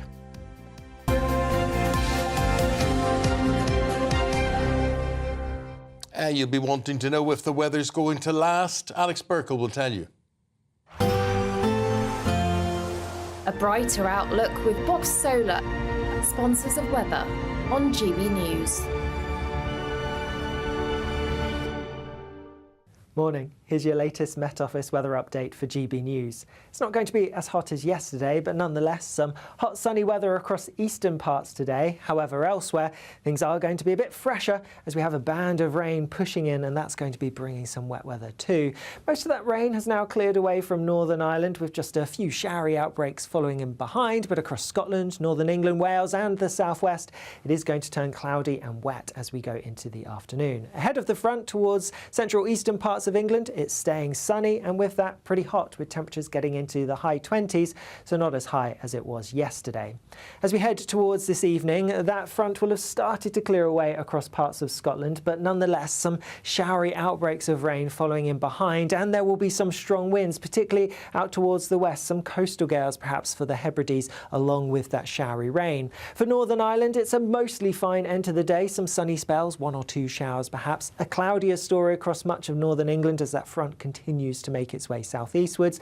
That rain then spreading across Wales into the Midlands and many parts of southwest England, but all the time across the east and southeast it is staying largely dry. Some clear skies to end the night here, but overnight we are going to see the cloud building as that front gradually makes its way towards the southeast. And here we could have some heavy bursts of rain around as we go through the early hours of tomorrow morning. Further towards the northwest, some clearer skies behind that front and fresher air, and so here temperatures quite on the low side, dropping into single figures away from the towns and cities. Through tomorrow morning, yes, some further heavy rain likely across parts of central, east and southeastern England for a time. The rain is going to break up a bit as we go into the afternoon though, but with the bright sunny spells we could see some heavy, maybe even thundery showers developing later. Elsewhere, plenty of dry, bright, sunny weather around and temperatures around average for the time of year, so mid-20s at best. Bye-bye. That warm feeling inside from Boxed Boilers, sponsors of weather on GB News. Now, some good news this morning. It's the final 3 weeks of our £30,000 Great British Giveaways. There's still plenty of time to get your entry in. Plenty indeed. What would you do if you won it? Well, you can think about that while we show you how to enter. Celebrate a spectacular summer with your chance to win an incredible £30,000 in tax-free cash in our Great British Giveaway. It's the biggest prize of the year so far, and it's totally tax-free. What would you spend that on? Luxury holidays, a new car, or just put it away for a rainy day? Whatever you do with £30,000 in tax-free cash, make sure you don't miss out on a chance to make it yours. For another chance to win £30,000 in tax-free cash, text cash to 63232. Text costs £2 plus 1 standard network rate message. You can enter online at gbnews.com/win. Entries cost £2, or post your name and number to GB07 PO Box 8690 Derby DE1 9TT. UK only. Entrance must be 18 or over. Lines close at 5 p.m. on the 30th of August. Please check the closing time if listening or watching on demand. Good luck. Still to come, what's your view on the Union Jack? Is it, a flag that you would salute? Is it a flag you'd stand up to, stand to attention for? Or is it just too controversial? That's our debate. Next, let us know what you think. gbnews.com/yoursay. Hi there, I'm Michelle Dewberry and I'm going to take a second to tell you all about my show, Dubes & Co. We start off with the issues of the day. We then bring in both sides of the argument. We get rid of the disrespect. And then you throw me into the mix. And trust me, I'll tell it exactly how it is. And then, of course, the magic ingredient, you at home. We mix it all together and what have we got? In my opinion, the best debate show in town. Monday to Friday, 6 till 7 on GB News, Britain's news channel. Welcome to State of the Nation, daily plunge into the stories shaping our country. I'm Jacob Rees-Mogg, and Monday to Thursday we bring you the insights, the facts, the truth about how our country is being governed. Because what happens in Downing Street matters down your street. Tune in to State of the Nation every Monday to Thursday, 8 to 9 o'clock. Only on GB News, the People's Channel, Britain's news channel. Every Saturday, 10 till 12, we'll bring you all of the news that you need to know. We'll also remind you that there is so much to smile about. It's my favourite time of the week. I get to relax, enjoy some light-hearted stories, and let Ellie teach me about fashion too. That's Saturday Morning Live, every Saturday, 10 till 12. Only on GB News, Britain's news channel. Join me, Nana Akwe, for an informative, interactive news programme with a difference. It's fun. It's true. You're not wrong. No one will be cancelled. Lovely. Join me from 3 p.m. every weekend, only on GB News, Britain's news channel. Join me, Neil Oliver, every Sunday night at 6 p.m. on GB News. And if an hour is not nearly enough for you, go to gbnews.com for special extended episodes online every Friday at 9 p.m, where we can truly get into the nitty-gritty of what's going on. GB News, Britain's news channel.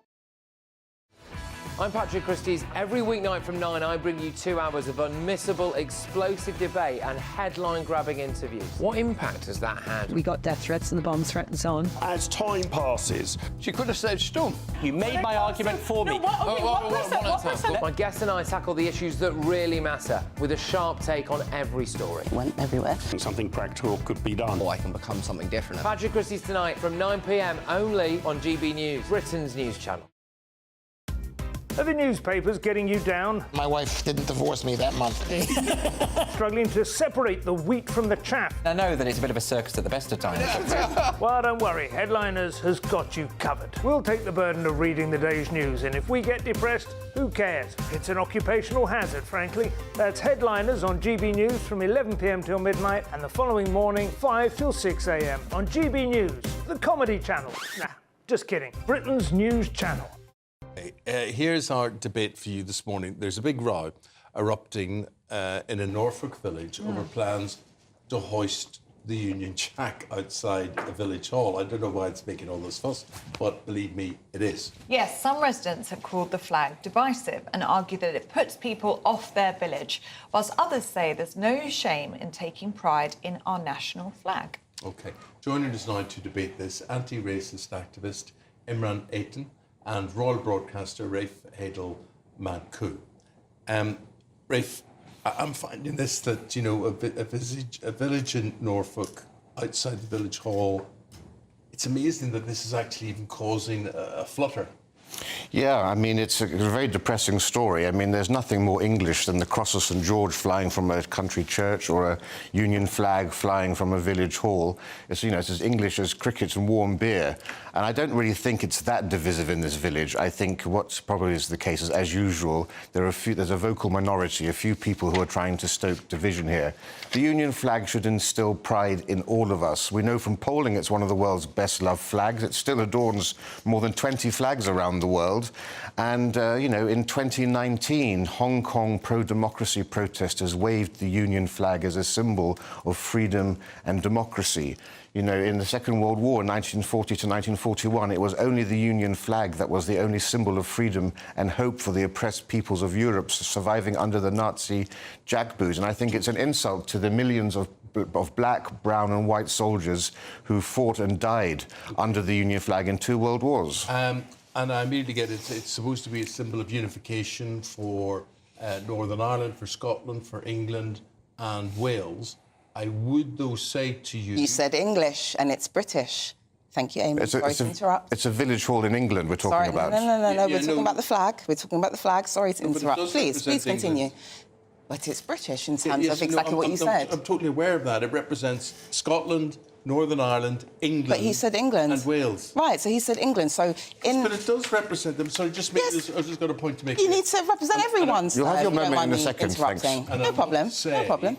That I was brought up in a country whereby it is extremely sensitive and extremely divisive because of people's... how they perceive themselves, either to be Irish or British. Thank you. That's my point. Northern Ireland is a special case, but what we're talking about here is Norfolk, which is as far as you can get from Northern Ireland.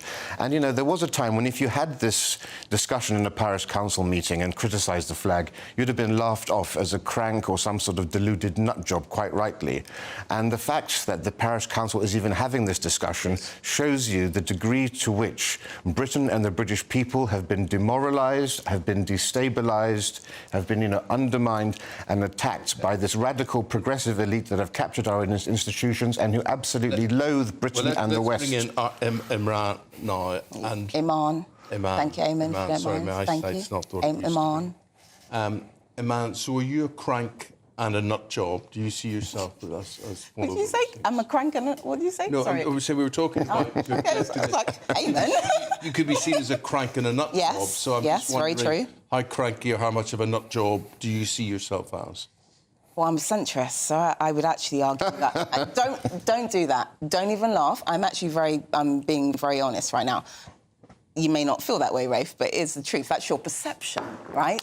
But the reality, in terms of an objective truth, in terms of the way that I govern myself, I'm actually a centrist. So not quite a what's it? A crank and a nut job. And a nut job. No, not particularly. But I will say one thing. I appreciate your sentiment and I appreciate your mini soliloquy, Rafe. But may I just finish? You ultimately started your argument by basically not using inclusive language and forget black people. Forget black people. I know that annoys It's Norfolk. No, hold on. It's Norfolk, yes. But you still forgot about the fact that we're talking about a British flag, not an English flag. And there is a difference, sir. So when you talk about England, you are actually taking away... This is why Eamonn gave you... you didn't get the point. Hold on a second. It's because you didn't include Ireland and Scotland. Just so you know, Irish, in terms of indentured servants, they were used to kind of explore the different techniques for colonialism and slavery, just so you know, in Africa.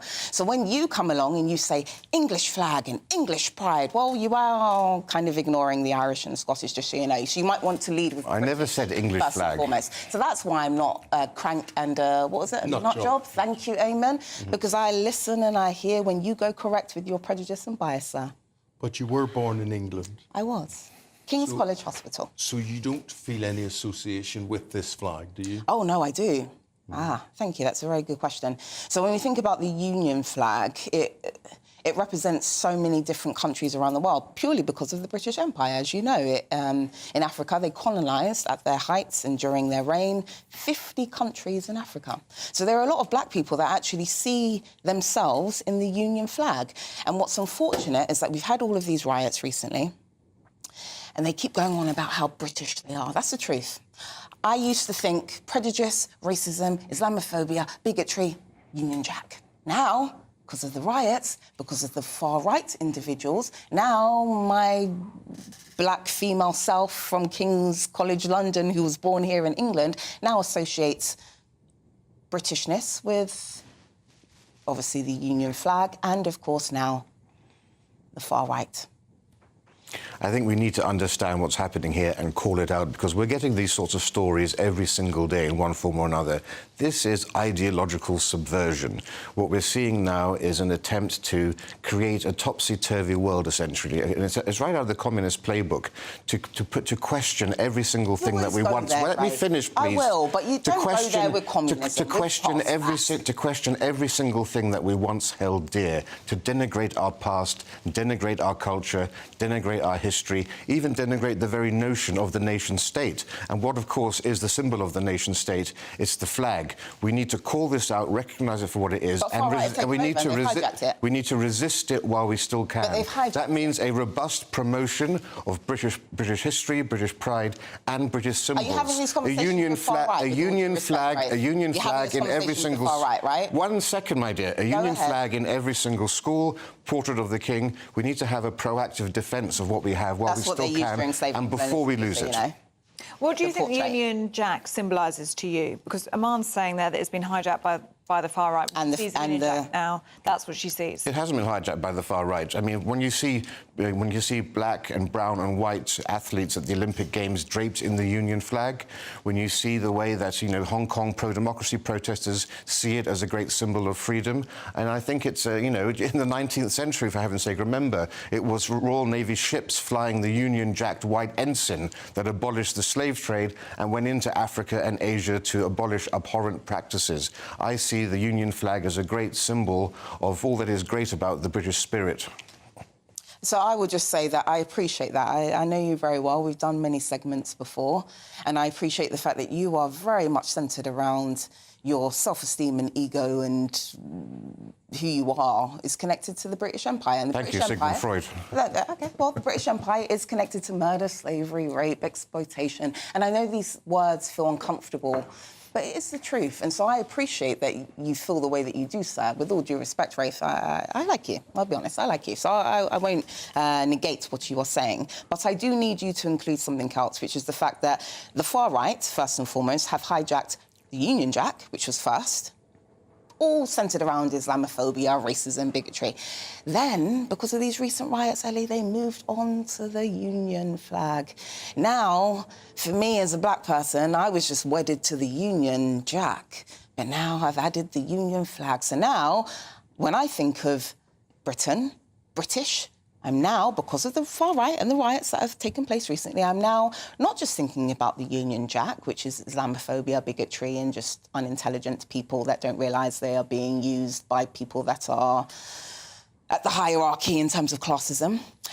But now I'm adding that with the Union flag. That's changed for you in the last few weeks. Yeah, I'll be honest, Ellie, it has. It has. And the I need Union Rafe flag to get doesn't that. belong to any group. It belongs to You're right. it It's belongs to material the and British design. people, and the British people So don't who's got the loudest associate voice? it with the Who's far got the right. loudest voice? Who's got the loudest Well, right voice? now You're you right. do. You're right. So not right now in this context. Right now I have the loudest voice. You're perfectly right. But just in the scheme of things in terms of protests and riots, who has the loudest voice? It was BLM like 4 years ago, but right now it's far right. Don't And so conflate the therefore, far right black- with the working class of this country. The reasons people were protesting were not because of far right. They feel dispossessed. They feel that they're there's many losing different cohorts. their country Yeah, and there's their many neighbourhoods, cohorts. all right? And the what's idea leading that the charge is you far can right. slur What's leading the charge millions is of far right. people in this country who love the Union flag, who do not and what's leading associate the charge as being is far right, far and who are right, deeply right. disturbed by what they see happening in this country. Yes, in terms of immigration policy, which is due to the right government. Thank you very Tory much party. indeed. We've got to leave it there. Sorry. Thank you. We're out of time. Thank you, Eamonn, and thank you very much indeed, Rafe. Appreciate that. Thank you.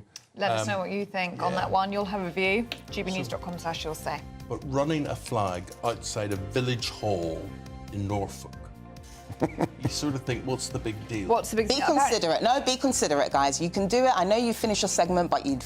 Eamonn, I'm not going to let you get away with that one. Be considerate. Be considerate of other people's beliefs and views. If you are considerate and empathetic of everyone else and how they perceive the world, you might just find yourself leading with equality, just so you know. I'll finish it there. Let me just tell you something.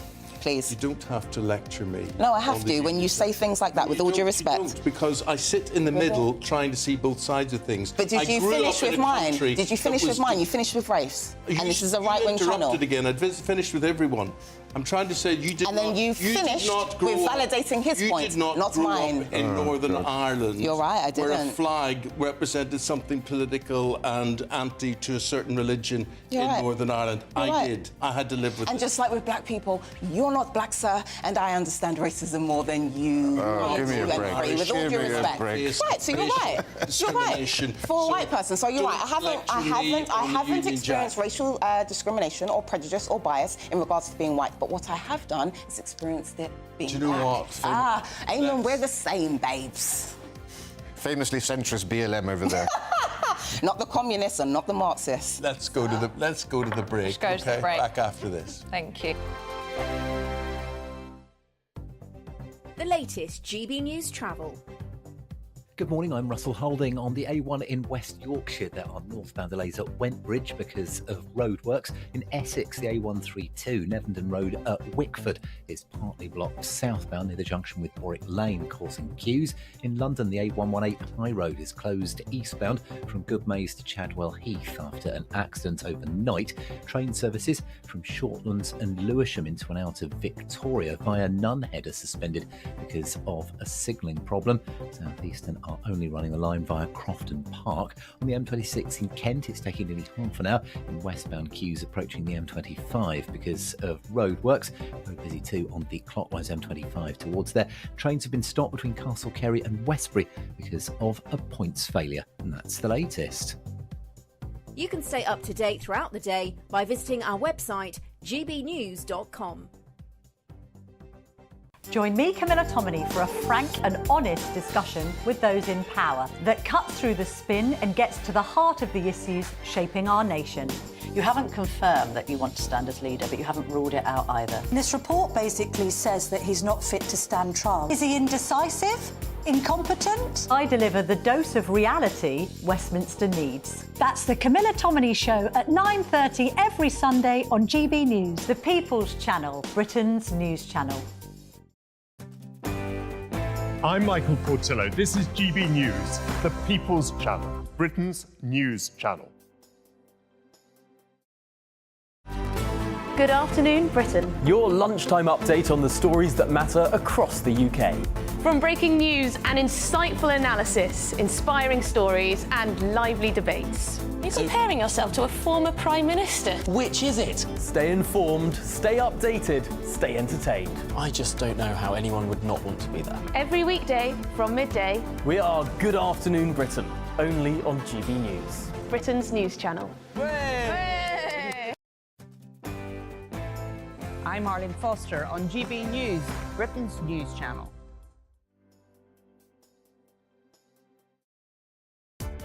Welcome to State of the Nation, daily plunge into the stories shaping our country. I'm Jacob Rees-Mogg, and Monday to Thursday we bring you the insights, the facts, the truth about how our country is being governed. Because what happens in Downing Street matters down your street. Tune in to State of the Nation every Monday to Thursday, 8 to 9 o'clock. Only on GB News, the People's Channel, Britain's news channel.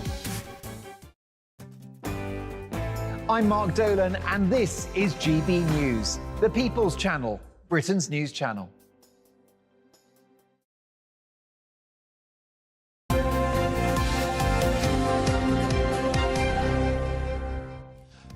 Now, think about this. I don't know what way you start the day, but increasingly people in the workplace go for breakfast.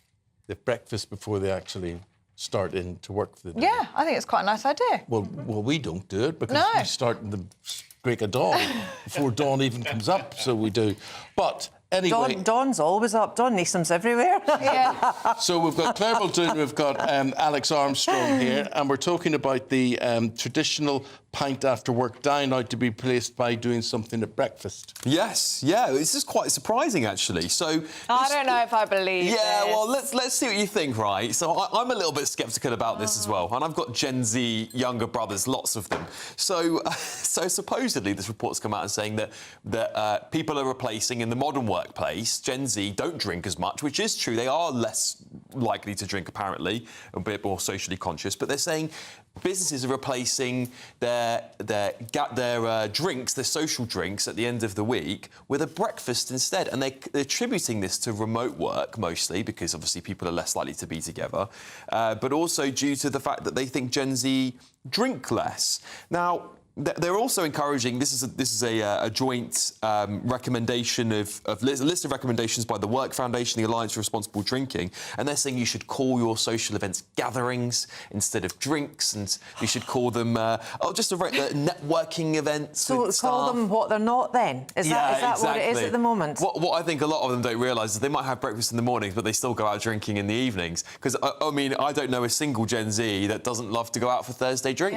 Yeah. Well, I have heard of this happen, actually. Now that I've just said I think it's complete rubbish. Yeah. There's a friend of mine who works for a company, and they are the social sect. They've got to plan all their gatherings, if you like. Social secretary. Not allowed to do drinks anymore. Have to plan lunches or bowling or something where if you don't drink, you'd feel involved. Well, look, listen, I'm old enough to remember when you came to TV studio, you were given alcohol. Right? And, as a matter of fact, you were allowed to carry alcohol into the studio and sit. And there's some brilliant interviews on TV with people like Richard Burton. Yes. Who are sitting just drinking and Richard whiskey. Harris and Oliver Reed. Correct. And that would have been certainly in the 60s, early 70s, that would have been. But now, of course, most TV studios have their own bar. Now that doesn't exist anymore. But Alex, you said a thing there which surprised me. You said Generation Z and Thursday drinks. Now Friday was always the traditional day for drinks. Correct. My generation. So why Thursday? But even so, for me, Friday used to be the day you'd go out drinking with your friends after work. But because the working week has now shortened, it sort of not officially, but people are going to work on Tuesdays and they're finishing on Thursdays. This is a big. I mean, if you come into the office like I do on a Monday, the tube is dead. There's no one on it. It's and a Friday. And a Friday, it's beautiful. But you know, I was speaking to my barber, who I do need to go and get another haircut soon. But he also said to me they don't have any business on a Friday or any business on a Monday, but it's all between a Tuesday and a Thursday now, because the working week has been condensed by the big offices into Tuesdays and Thursdays since COVID. Thursday's the new Friday. It is. Well, I think we need to do another brunch after the show sometime soon. I think that's what we need to do. A boozy one, actually. A boozy one. A boozy one. Yeah. Well, the Duke of Sussex and the Duchess of Sussex they are in the business of having another head of operations or something because they've lost their present guy. So why do we think this is? They've a big tour coming up to Colombia. They have indeed. Of course, they don't think Britain is safe enough for the two of them and their two children. But, of course, where do they go? Colombia, and they head there, the capital of Bogota. Wouldn't have thought that was so safe, would you? It's one of the most dangerous countries in the world yes, still, I believe. Well, it sounds as if it's actually quite dangerous to work for them because their 18th member of staff, since they got married in 2018, has now left. Left Archwell, left the two of them, left everything. I wonder why that is. And I wonder when Harry might leave as well. Yeah. I wonder if we're going to hear anything from this Josh Kettler. No, I suspect he will not say a word. Signed an NDA or something. Yes, I suspect he's under a very strict non-disclosure agreement that probably lasts at least 5 years. So he's going to be completely Irony much they after their Netflix and Oprah about NDAs. Well, they're not the bastions of self-preservation or tact and well, they don't have the NDAs they? For themselves. That's they the problem, They don't have the Claire. intellect. No, Alex, but you know, they're happy to throw most of their own family under the bus. Yeah. But when it comes to their staff, they're pretty shut up about what goes on behind closed doors, as is generally the way with royals in general. But they seem to go through staff like I do dinners. Like buses. It's pretty shocking stuff. I don't think we even need to let the audience speculate. I think they probably already know what's going on. They've seen enough stories and enough of Harry and Meghan to know. I wonder if the public have had enough of Harry and Meghan. I think they have. Because they haven't. They're not British royals. They're not the part of the royal family. He is by birth, clearly in bloodline. But I just wonder what the temperature is out there. I personally would really love Harry to come back to the UK. I would love it if Meghan would come with him and be a changed persona to the British. I mean, I think this is a good thing if she came back as a proper royal to do duties. But do you think she's willing to be a proper royal? No, I don't think she is. But I'm saying in an ideal scenario, we'd have Harry back here with his kids and his wife and be proper royals because we need more royals. Look at what's been going on the last couple of years. It's been a tragedy across the royal family. And this is the time that someone like Harry should be stepping up to look after what remains of the royal family with all these tragedies going on with the king, with the future Queen, Catherine Windsor, should I say now. And I think this is the perfect time for people like Harry and Meghan, who could have shone in the spotlight for all this time. Instead, they've been exiled to Montecito. No, they haven't been exiled. They exiled themselves. True. I think the thing is, she is very keen to influence people and people to look up to her and respect her and what she does. And I can't think of a single thing that she could talk about that would make someone influence. I mean, this word influence, isn't it? Teachers used to have influence over their pupils. Parents should have influence over their children. But anyone to have a social media account, anyone that thinks they can be an influencer for someone that's got no virtues, no morals, and is quite vacuous, actually, I think is a bit rich. How do you say she's no morals? Because I don't think she has. Would you have thrown your family that welcomed you with open arms, that enabled you to be part of one of the most regal, famous families in all of the world?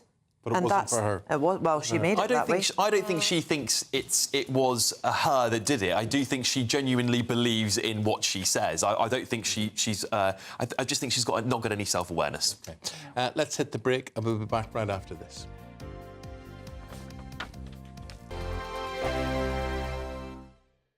If you want your news to be straight talking... This is a nightmare for the Conservatives again. Down to earth. It's not just Nottingham where this is happening, is it? And most importantly, honest. Hard-working, middle-class taxpayers, they'll get their book thrown at them. Then catch me, Martin Daubney, Monday to Friday, 3 till 6 p.m. on GB News, Britain's news channel. This is GB News, Britain's news channel. This is a big old headache because we talk a lot about GP appointments, don't we? But certainly almost everyone I know struggles to see a dentist when they need one. Yes. You know the best time to go to a dentist? When? 2:30. 2:30. That's actually quite good. It's better than my gags. The guy that went into Goa, to India, to get his dental treatment, is that what you're talking about? Well, yeah, so tell us about that. I mean, this is how desperate people are to get treatment now. So what's the story? OK, the story is a guy couldn't get an appointment at the NHS, so he went all the way to Goa in India to get his dental appointment. Now, I think He probably just wanted to go on holiday, and he thought, I know, why don't I go on holiday to Goa and then get my teeth done?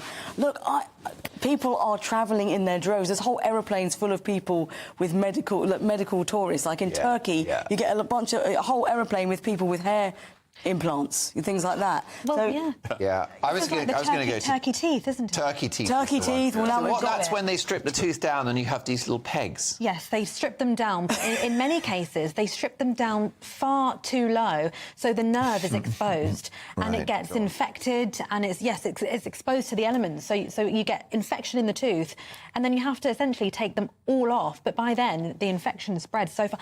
I was getting my nails done the other day, which I don't do very often, and my nail technician said to me, "Is your dad still a dentist?" And I said, "Yes."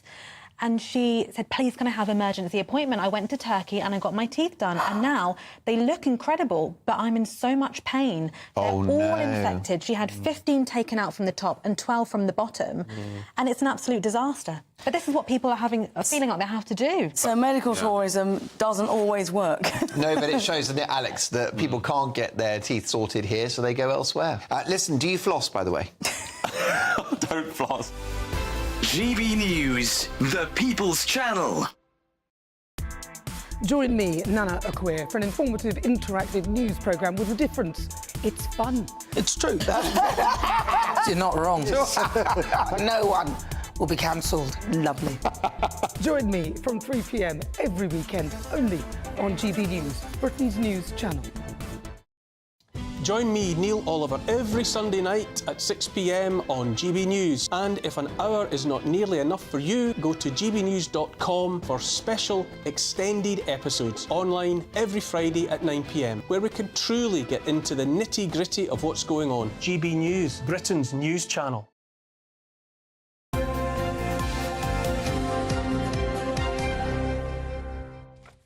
We're going back through the papers now with Alex Armstrong and Claire Muldoon. Morning, you two. Morning. And Alex, this one's caught your eye, hasn't it? Kemi Badenoch changing her mind. Yes. On the visa cap. Well, so this footage, which has been publicly available for a while, of Kemi Badenoch in Parliament in 2019 or 2018, it was 2018, sorry, in the House of Commons, she made a speech where she actually was talking about scrapping the visa cap. Now, this is very different from the Kemi Badenoch that we see and have heard of the last couple of years, who's been very anti-immigration, all about tough borders, reducing immigration to record levels, all this stuff. But here she is in 2018, a publicly available video that you can all watch, it's been circulating online, calling for the removal of annual limits on work visas. Now, I think this is quite shocking stuff, and it may even derail her entire leadership campaign, because how can you get behind a future leader that says all these things to win your vote, but you now realise may not actually believe in any of it?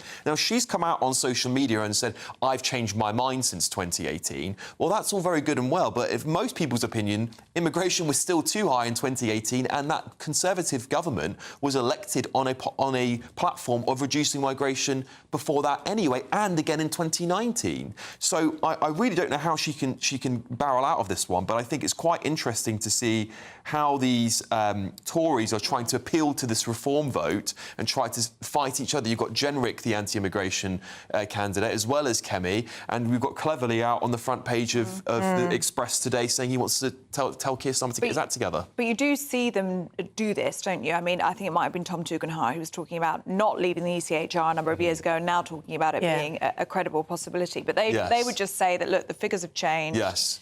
The policy has now changed, and they've, in turn, changed their mind. I just think this is the same old. This is the same old stuff we've heard from the Tories for years. Politicians don't change. That's it. Nailed it. Flip-flop away for chasing the votes. I'd be quite interested, actually, to have some opposition to the government, actually, just now. And who's heard of Sunak? What's he saying? He's still the leader of a political party. Yeah, he's disappeared. He's in Beverly Hills. Tell me this, Claire. And I'm including me and what I'm about to say to you. Do you see yourself as a migrant? That's a really... Because I was thinking about this the past couple of days, right? I have got nothing but Scottish and Irish, Southern Irish heritage from both parents. And I am now living in England, living in London, but my 4 children are all English. But some of them would say, oh, no, how can you say that? You know, how can you even say that when we've got Irish heritage? I'm unsure now of what I am. Have a wee think about that. I will have a wee think about it. And come back in an hour and we'll talk about it again, because I think there might be some truth there. It's quite an interesting debate, What would actually. happen if we weren't allowed to earn our living in England? Yeah. Because we find it very hard to. Well, I'll tell you something, I would find it really difficult to go back up there. I don't even think I'd be welcome. Oh, really? Stopped at the border. There we yes. go. Got to stop you there, guys. Really, thanks. Really enjoyable listening to you. And the guys will be back in about 45 minutes' time. Now it's going to be another very hot day today. Let's get the details with Alex. A brighter outlook with Box Solar, sponsors of weather on GB News. Morning. Here's your latest Met Office weather update for GB News. It's not going to be as hot as yesterday, but nonetheless some hot sunny weather across eastern parts today. However, elsewhere things are going to be a bit fresher as we have a band of rain pushing in, and that's going to be bringing some wet weather too. Most of that rain has now cleared away from Northern Ireland, with just a few showery outbreaks following in behind, but across Scotland, Northern England, Wales and the southwest it is going to turn cloudy and wet as we go into the afternoon. Ahead of the front towards central eastern parts of England, it's staying sunny, and with that pretty hot, with temperatures getting into the high 20s, so not as high as it was yesterday. As we head towards this evening, that front will have started to clear away across parts of Scotland, but nonetheless some showery outbreaks of rain following in behind, and there will be some strong winds, particularly out towards the west, some coastal gales perhaps for the Hebrides along with that showery rain. For Northern Ireland, it's a mostly fine end to the day, some sunny spells, 1 or 2 showers perhaps, a cloudier story across much of Northern England as that front continues to make its way southeastwards. That rain then spreading across Wales into the Midlands and many parts of southwest England, but all the time across the east and southeast it is staying largely dry. Some clear skies to end the night here, but overnight we are going to see the cloud building as that front gradually makes its way towards the southeast, and here we could have some heavy bursts of rain around as we go through the early hours of tomorrow morning. Further towards the northwest, some clearer skies behind that front and fresher air, and so here temperatures quite on the low side, dropping into single figures away from the towns and cities. Through tomorrow morning, yes, some further heavy rain likely across parts of central, eastern, southeastern England for a time. The rain is going to break up a bit as we go into the afternoon though, but with the bright sunny spells we could see some heavy, maybe even thundery showers developing later. Elsewhere, plenty of dry, bright, sunny weather around and temperatures around average for the time of year, so mid-20s at best. Bye-bye. That warm feeling inside from Boxed Boilers, sponsors of weather on GB News.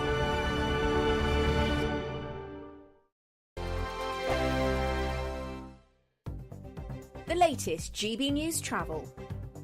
Good morning, I'm Russell Holding. The M6 in the West Midlands is partly blocked southbound at junction 5 near Birmingham. It's taking around half an hour in queues towards there. In Essex, the A132 Nevenden Road is partly blocked for emergency repairs near Borwick Lane at Wickford, causing queues. In London, the A118 High Road's closed eastbound from Goodmays to Chadwell Heath after an accident overnight. Train services from Shortlands and Lewisham into and out of Victoria via Nunhead are suspended because of a signalling problem. On the M26 in Kent, it's taking nearly half an hour, and queues approaching the M25 because of roadworks, particularly on the clockwise M25 towards there. On the M27 in Hampshire, the westbound entry slip road's partly blocked by a breakdown at junction 5, the turn for Southampton Airport, and train services have been stopped eastbound from Castle Carey to Westbury because of a points failure. You can stay up to date throughout the day by visiting our website gbnews.com. Celebrate a spectacular summer with your chance to win an incredible £30,000 in tax-free cash in our Great British Giveaway. It's the biggest prize of the year so far, and it's totally tax-free. What would you spend that on? Luxury holidays, a new car, or just put it away for a rainy day? Whatever you do with £30,000 in tax-free cash, make sure you don't miss out on a chance to make it yours. For another chance to win £30,000 in tax-free cash, text CASH to 63232. Text costs £2 plus one standard network rate message. You can enter online at gbnews.com/win. Entries cost £2, or post your name and number to GB07 PO Box 8690 Derby DE1 9TT. UK only. Entrance must be 18 or over. Lines close at 5 p.m. on the 30th of August. Please check the closing time if listening or watching on demand. Good luck. Join me, Camilla Tominey, for a frank and honest discussion with those in power that cuts through the spin and gets to the heart of the issues shaping our nation. You haven't confirmed that you want to stand as leader, but you haven't ruled it out either. This report basically says that he's not fit to stand trial. Is he indecisive? Incompetent? I deliver the dose of reality Westminster needs. That's the Camilla Tominey Show at 9:30 every Sunday on GB News, the People's Channel, Britain's news channel. Hi there, I'm Michelle Dewberry and I'm going to take a second to tell you all about my show, Dubes & Co. We start off with the issues of the day. We then bring in both sides of the argument. We get rid of the disrespect. And then you throw me into the mix. And trust me, I'll tell it exactly how it is. And then, of course, the magic ingredient, you at home. We mix it all together and what have we got, in my opinion, the best debate show in town. Monday to Friday, 6 till 7 on GB News, Britain's news channel.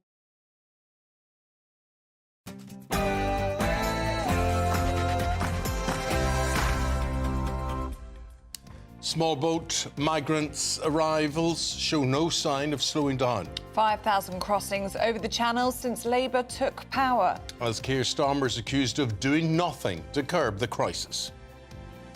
Israel on high alert as the Prime Minister makes a rare call to the President of Iran and warns him not to attack Israel as world leaders seek to cool down tensions. Trump targets Biden. The former president is interviewed by Elon Musk and alleges Joe Biden was ousted by a coup from the Democrats. And say what you want. This was a coup.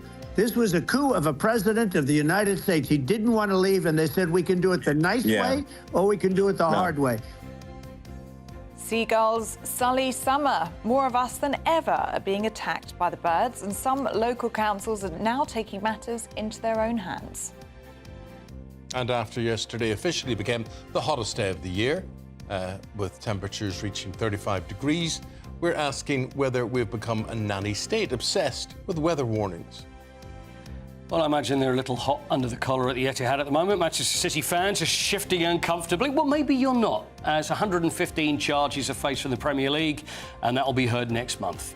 The Premier League season is just days away, some wheeling and dealing going on, and the Olympics are over, the athletes arrive home, and Tom Daley retires again.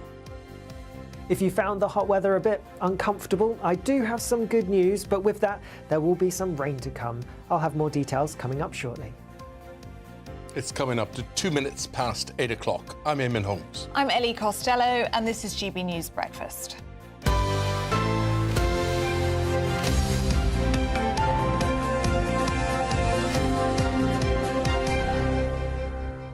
Nearly 5,000 small boat migrants have crossed the channel since Labour came to power 6 weeks ago. We can exclusively reveal that this morning. Well, that's as Border Force experts warn Sir Keir Starmer's promise to smash the gangs is a near-on impossible task. Our Home and Security editor Mark White has this special report.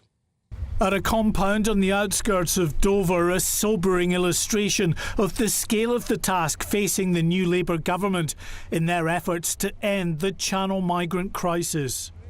Row after row of small boats, hundreds of them, many now deflated and rolled up. As we filmed, contractors dropped off more dinghies, the latest to have made the illegal crossing into UK waters. This is for Rishi Sunak! Sir Keir Starmer's focus is on going after the people smugglers, who've now sent thousands more migrants across the Channel since Labour came to power. But the former head of Border Force says tackling international criminal gangs will be extremely difficult without full cooperation from many other governments.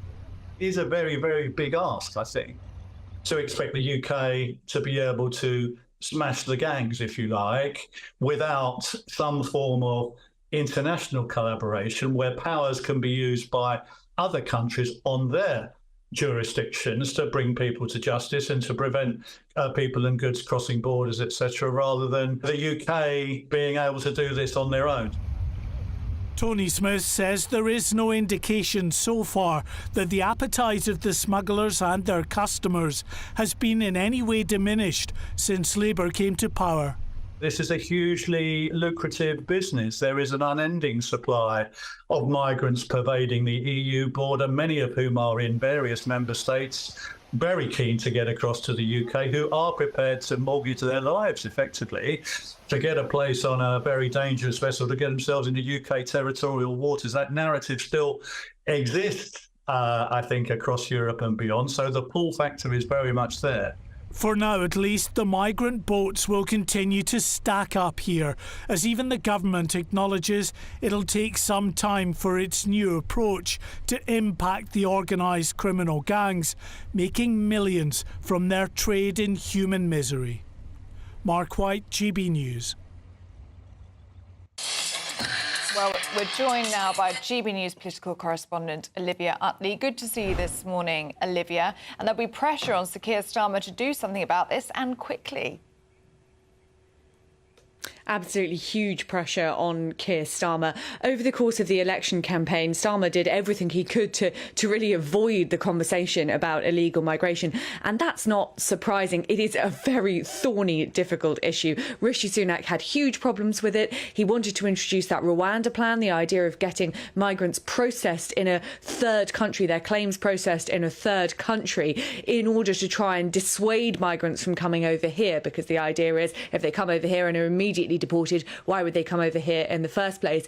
Sounded like a good idea in principle. Perhaps in practice it never actually worked. It was first talked up in 2022. By mid-2024, no migrant had yet left for Rwanda. There were just too many court hearings, too many lawyers getting involved. It turned out too many international laws too. It turned out to be pretty much impossible.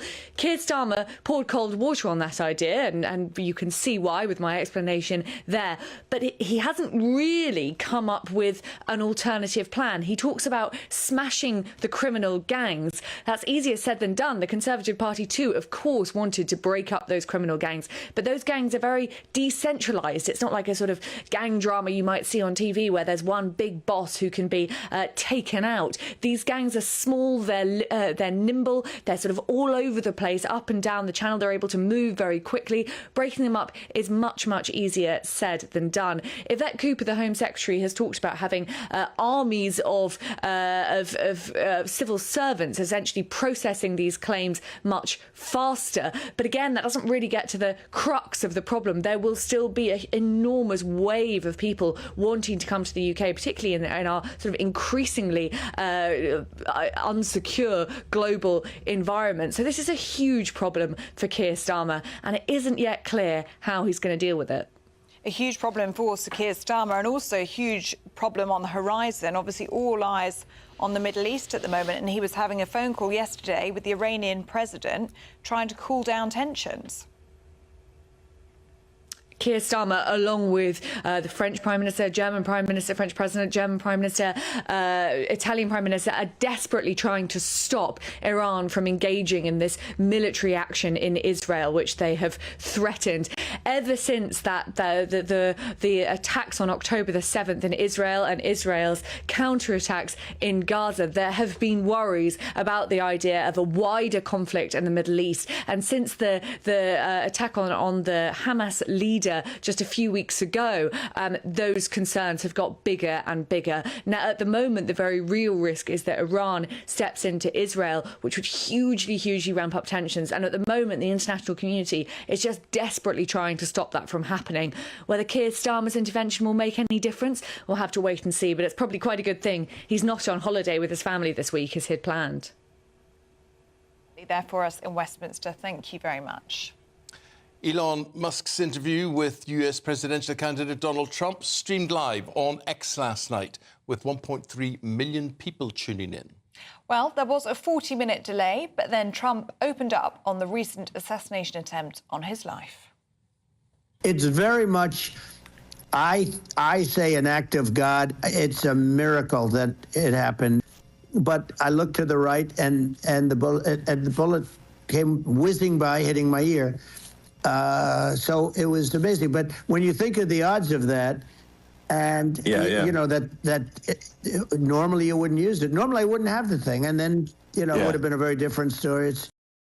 And then it wasn't long before he moved on to the Democratic Party. It got a verbal lashing from Trump. I can tell you is this: We cannot have a Democrat. We cannot have her. She's incompetent. She's as bad as Biden in a different. Yeah. Look, she hasn't done an interview since this whole scam started. And say what you want. This was a coup. This was a coup of a president of the United States. He didn't want to leave, and they said we can do it the nice way or we can do it the hard way. Well, joining us now is Deputy Editor of The Spectator, Freddie Gray. Morning to you, Freddie. What did you make of it? Well, it was very boring in parts. You were one of the 1.3 million. There was some fun parts. I mean, there's always fun parts. If you have 2 hours of Trump, there's going to be fun parts. I thought probably the most interesting thing that came out of it for me was that he revealed that he's going back to Butler, Pennsylvania, the scene of the shooting. He's going to do another rally there. And he has quite a good line that he says he's going to say, which is he's going to start by saying, as I was saying before I was so rudely interrupted. So let's hope he does that. Otherwise, it was a meandering discussion. It went back and forth between immigration, climate change, the horror of the Democrats, everything that that Trump achieved in his presidency. They had very different views about inflation, but they sort of agreed with each other, even though they were saying completely different things. So Musk was saying inflation is all about government overspending. Trump was saying it's all about energy prices, and they just sort of nodded along with each other. They praised each other a lot, at times a bit too much, but that was to be expected. I mean, it has had 1.5 million, I think, is the figure being touted around, but it's had a lot more views since. Elon Musk has just tweeted that X'd, I should say, that it's had over 1 billion interactions. That might be slightly inflated, but it's definitely a big thing. So basically, this is Musk saying that Donald Trump, you have my blessing. You have my blessing and you have my media platform.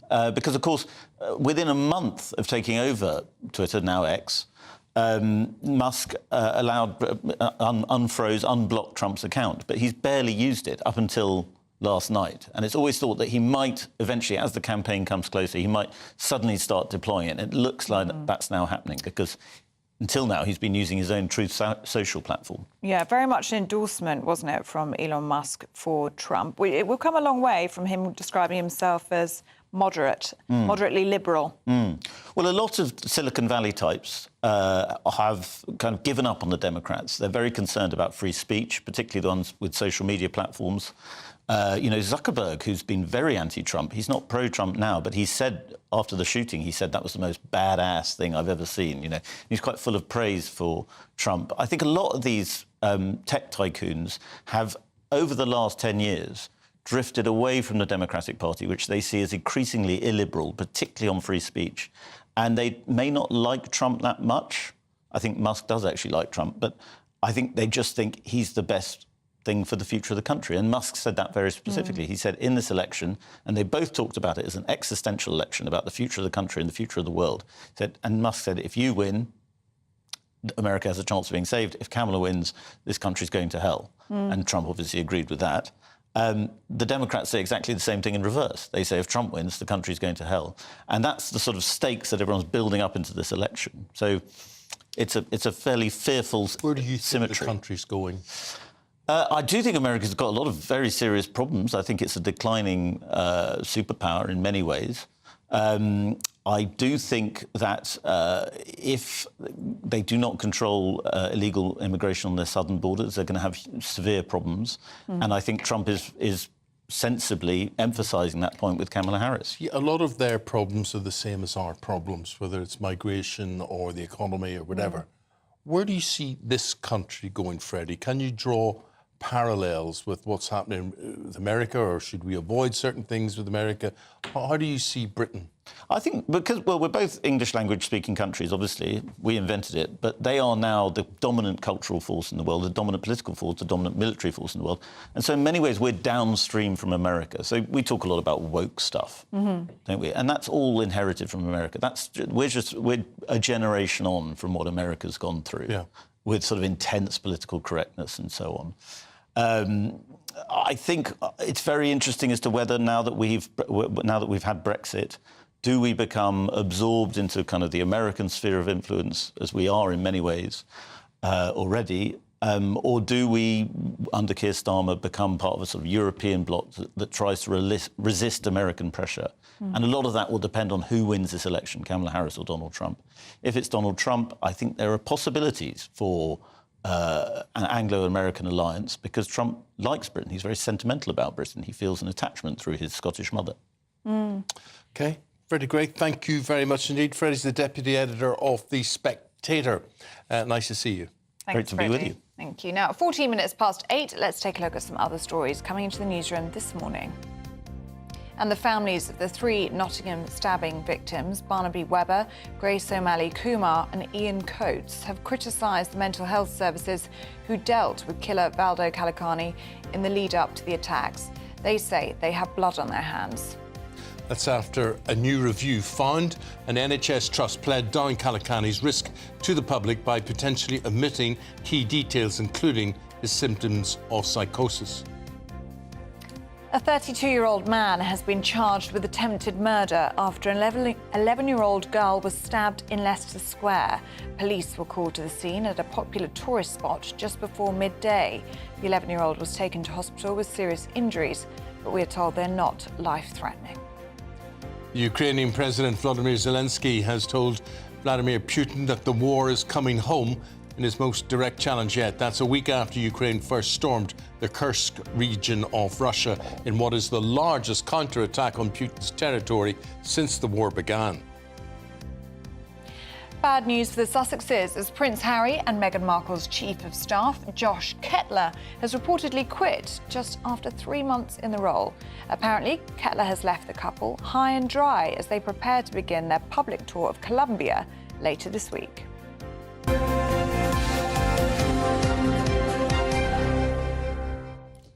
What does reportedly quit mean? He's quit, hasn't he? It's quit. Well, reportedly. Reportedly, yeah. If you're there, Josh, give us a call. Tell us why you quit. Let us know. But as we were saying, he's probably signed in a non-disclosure agreement, hasn't he? We probably won't hear anything from him. Anyway, we will hear something from Alex Burkle on the weather.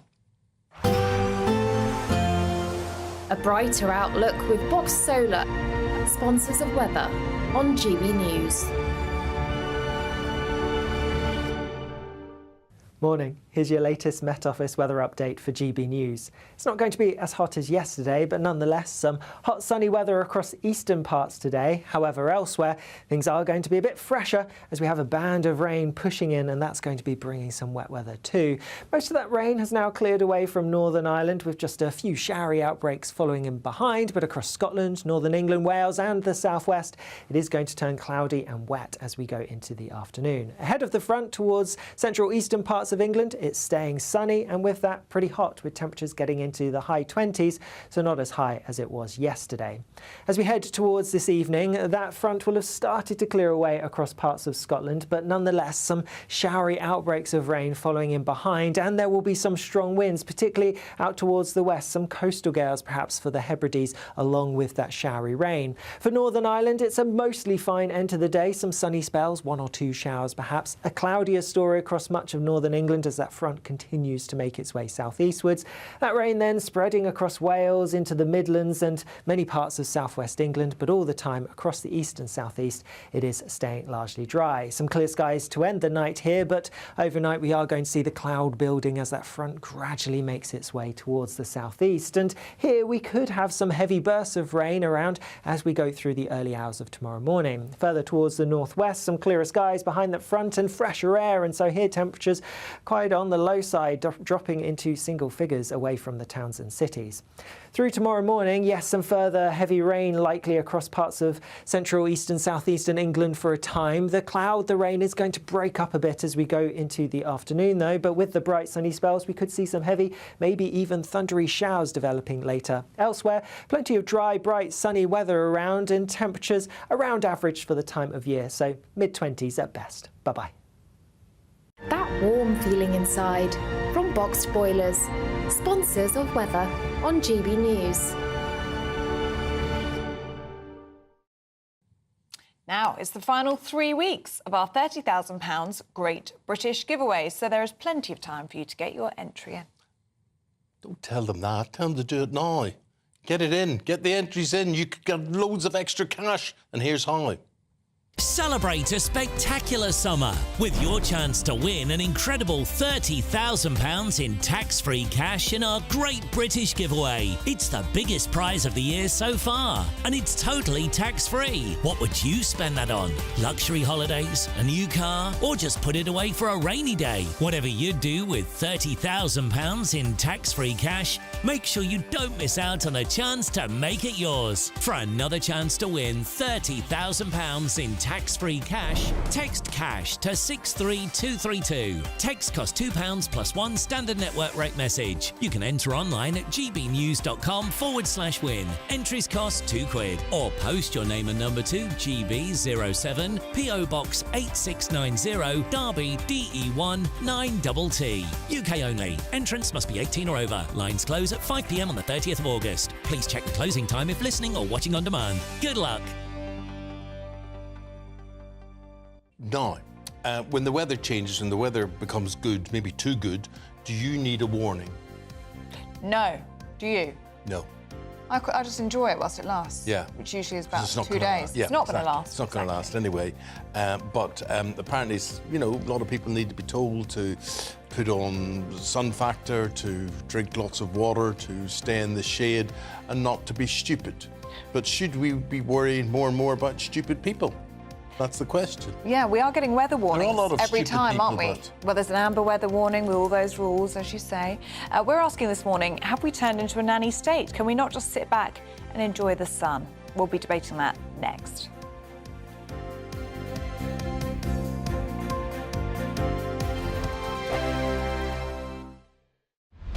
Britain's newsroom. Weekday mornings from 9:30. This cancel culture law.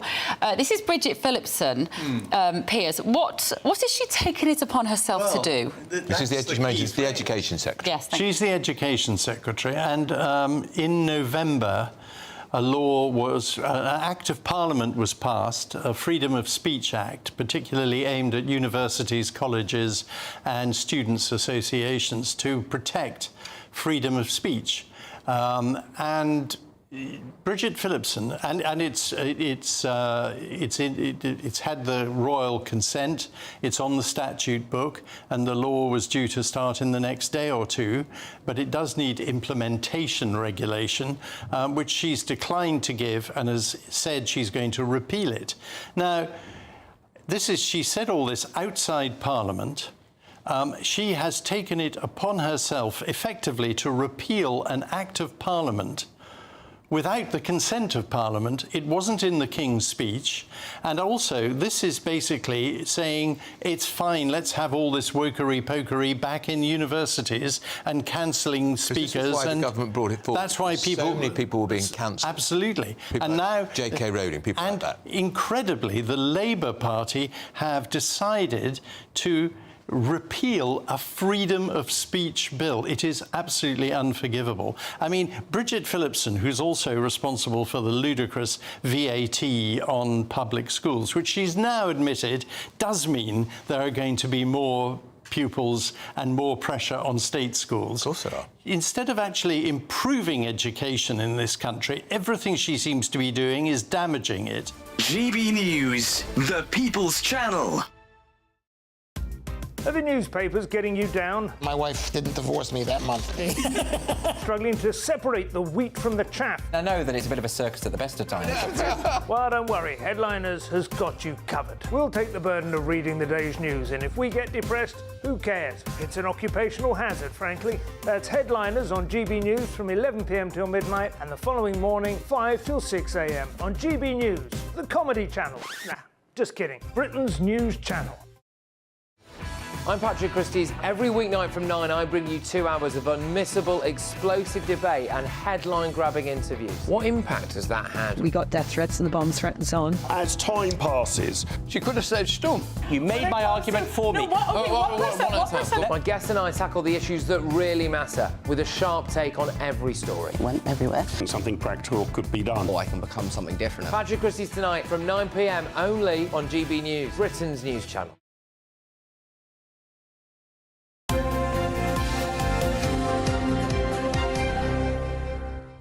Okay, we're going to talk about the weather. Where are we? Maybe the weather's done something to our cameras. There we are. We're back. We're back here now. We're back. Yeah. Here. So Go yesterday over here. Hello. was the hottest day there has been in this country for 2 years. Yes, it was like 35 degrees, wasn't Yeah. it? And there were, of course, heat warnings issued. We're back now. For London, as well as the south and the east of England. We're getting these warnings all the time, aren't we? But are we getting too many? Too many? Is it getting out of hand? Are we overly cautious and maybe even turning into a nanny state because we just can't sit back and enjoy what's going on around us? Now, I agree with that to a certain extent. And then you look at Greece, for instance, and Athens, what's going on there at the minute. Fire is surrounding the whole of Athens. And you got to say, how far away are we from that happening to us? But anyway, that's geographical. Personally, what do you think? To debate this, we're joined now by Political commentator Ben Cope and environmental sciences professor Christian Dunn. Very good morning to both of you. And Professor Christian Dunn, should we start with you? Do you think that these heat wave health warnings that we seem to be getting all the time at the moment, have they got out of hand? Are we becoming a nanny state, do you think?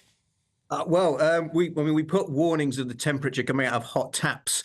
So I think we've probably already gone too far down the line in many cases of warnings in many things in society. However, when it comes to temperature of our planet and the heat waves that we're having, these are only going to get worse if the predictions of climate change, climate breakdown are correct. They're only going to get worse. You mentioned there, you mentioned Greece, for example. They are only going to get worse. So we have to get used to them and we have to learn how to live with them. And as a society, I'd suggest that in Britain, we're not particularly good at dealing with the heat. Many of us may have been on the continent for summer holidays already, and if you get away from the main kind of cities into the kind of the quieter towns and villages, I think a lot of British people are always really surprised that everything dies down during lunchtime, and that's because people in those areas know that when it gets hot, you don't go outside.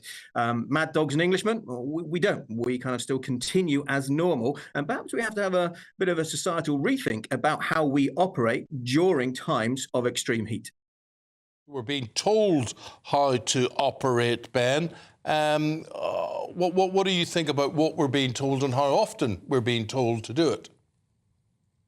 Well, I don't think anyone would have a problem with the public or meteorologists telling the public when there are going to be sort of really severe weather conditions that do pose a direct danger to them. I think the issue here is, as you said, we're simply receiving too many of these. The bar at which the public is being informed has been set far too low.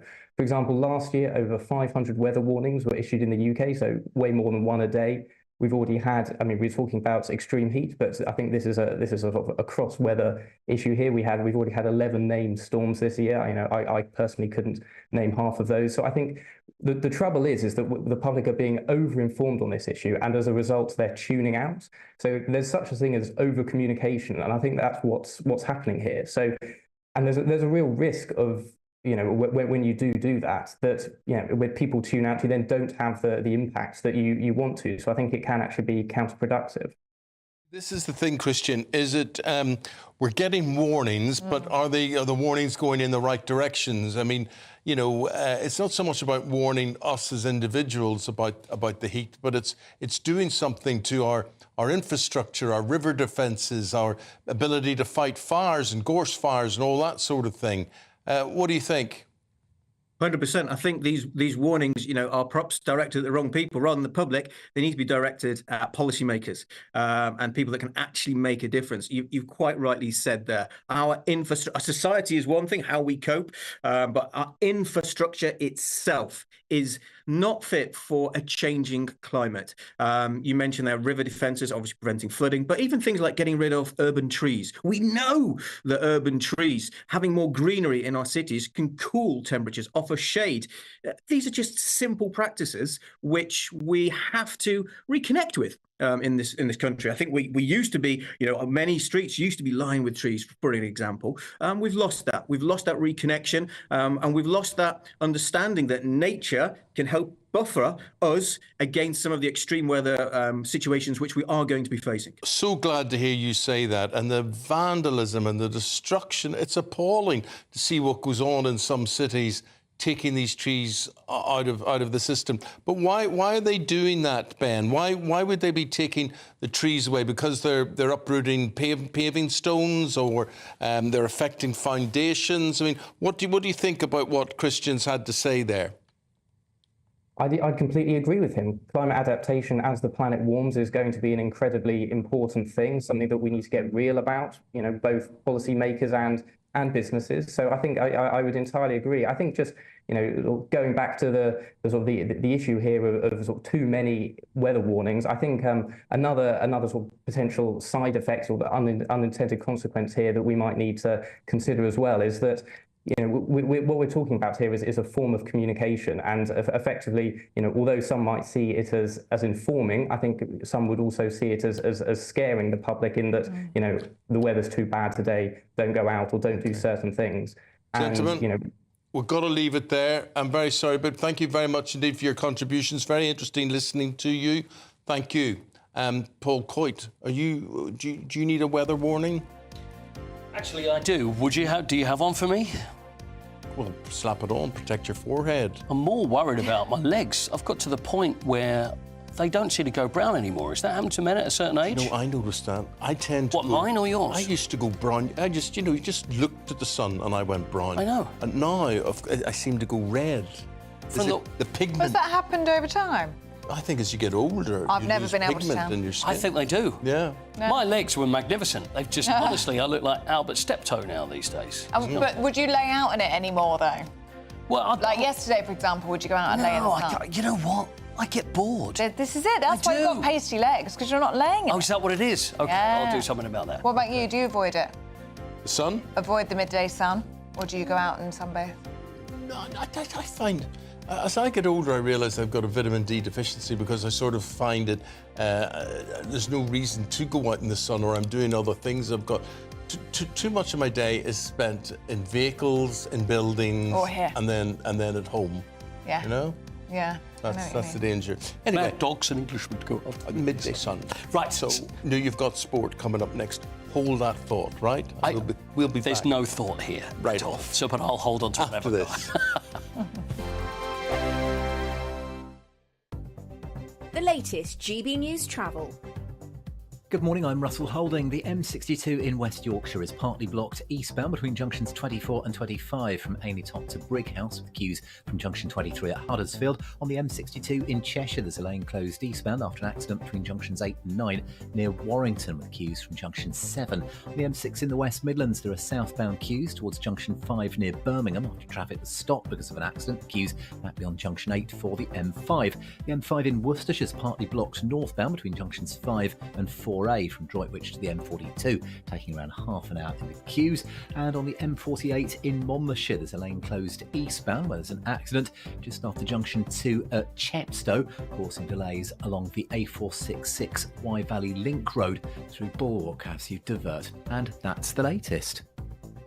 You can stay up to date throughout the day by visiting our website, gbnews.com. I'm Christopher Hope. From pop stars to politicians, I'll interview anybody in a pub who's got a political opinion. Join me every Friday on Spotify, Apple Podcasts, YouTube or gbnews.com, or wherever you get your podcasts. This is GB News, the People's Channel. Join me, Neil Oliver, every Sunday night at 6 p.m. on GB News. And if an hour is not nearly enough for you, go to gbnews.com for special extended episodes online every Friday at 9 p.m, where we can truly get into the nitty-gritty of what's going on. GB News, Britain's news channel.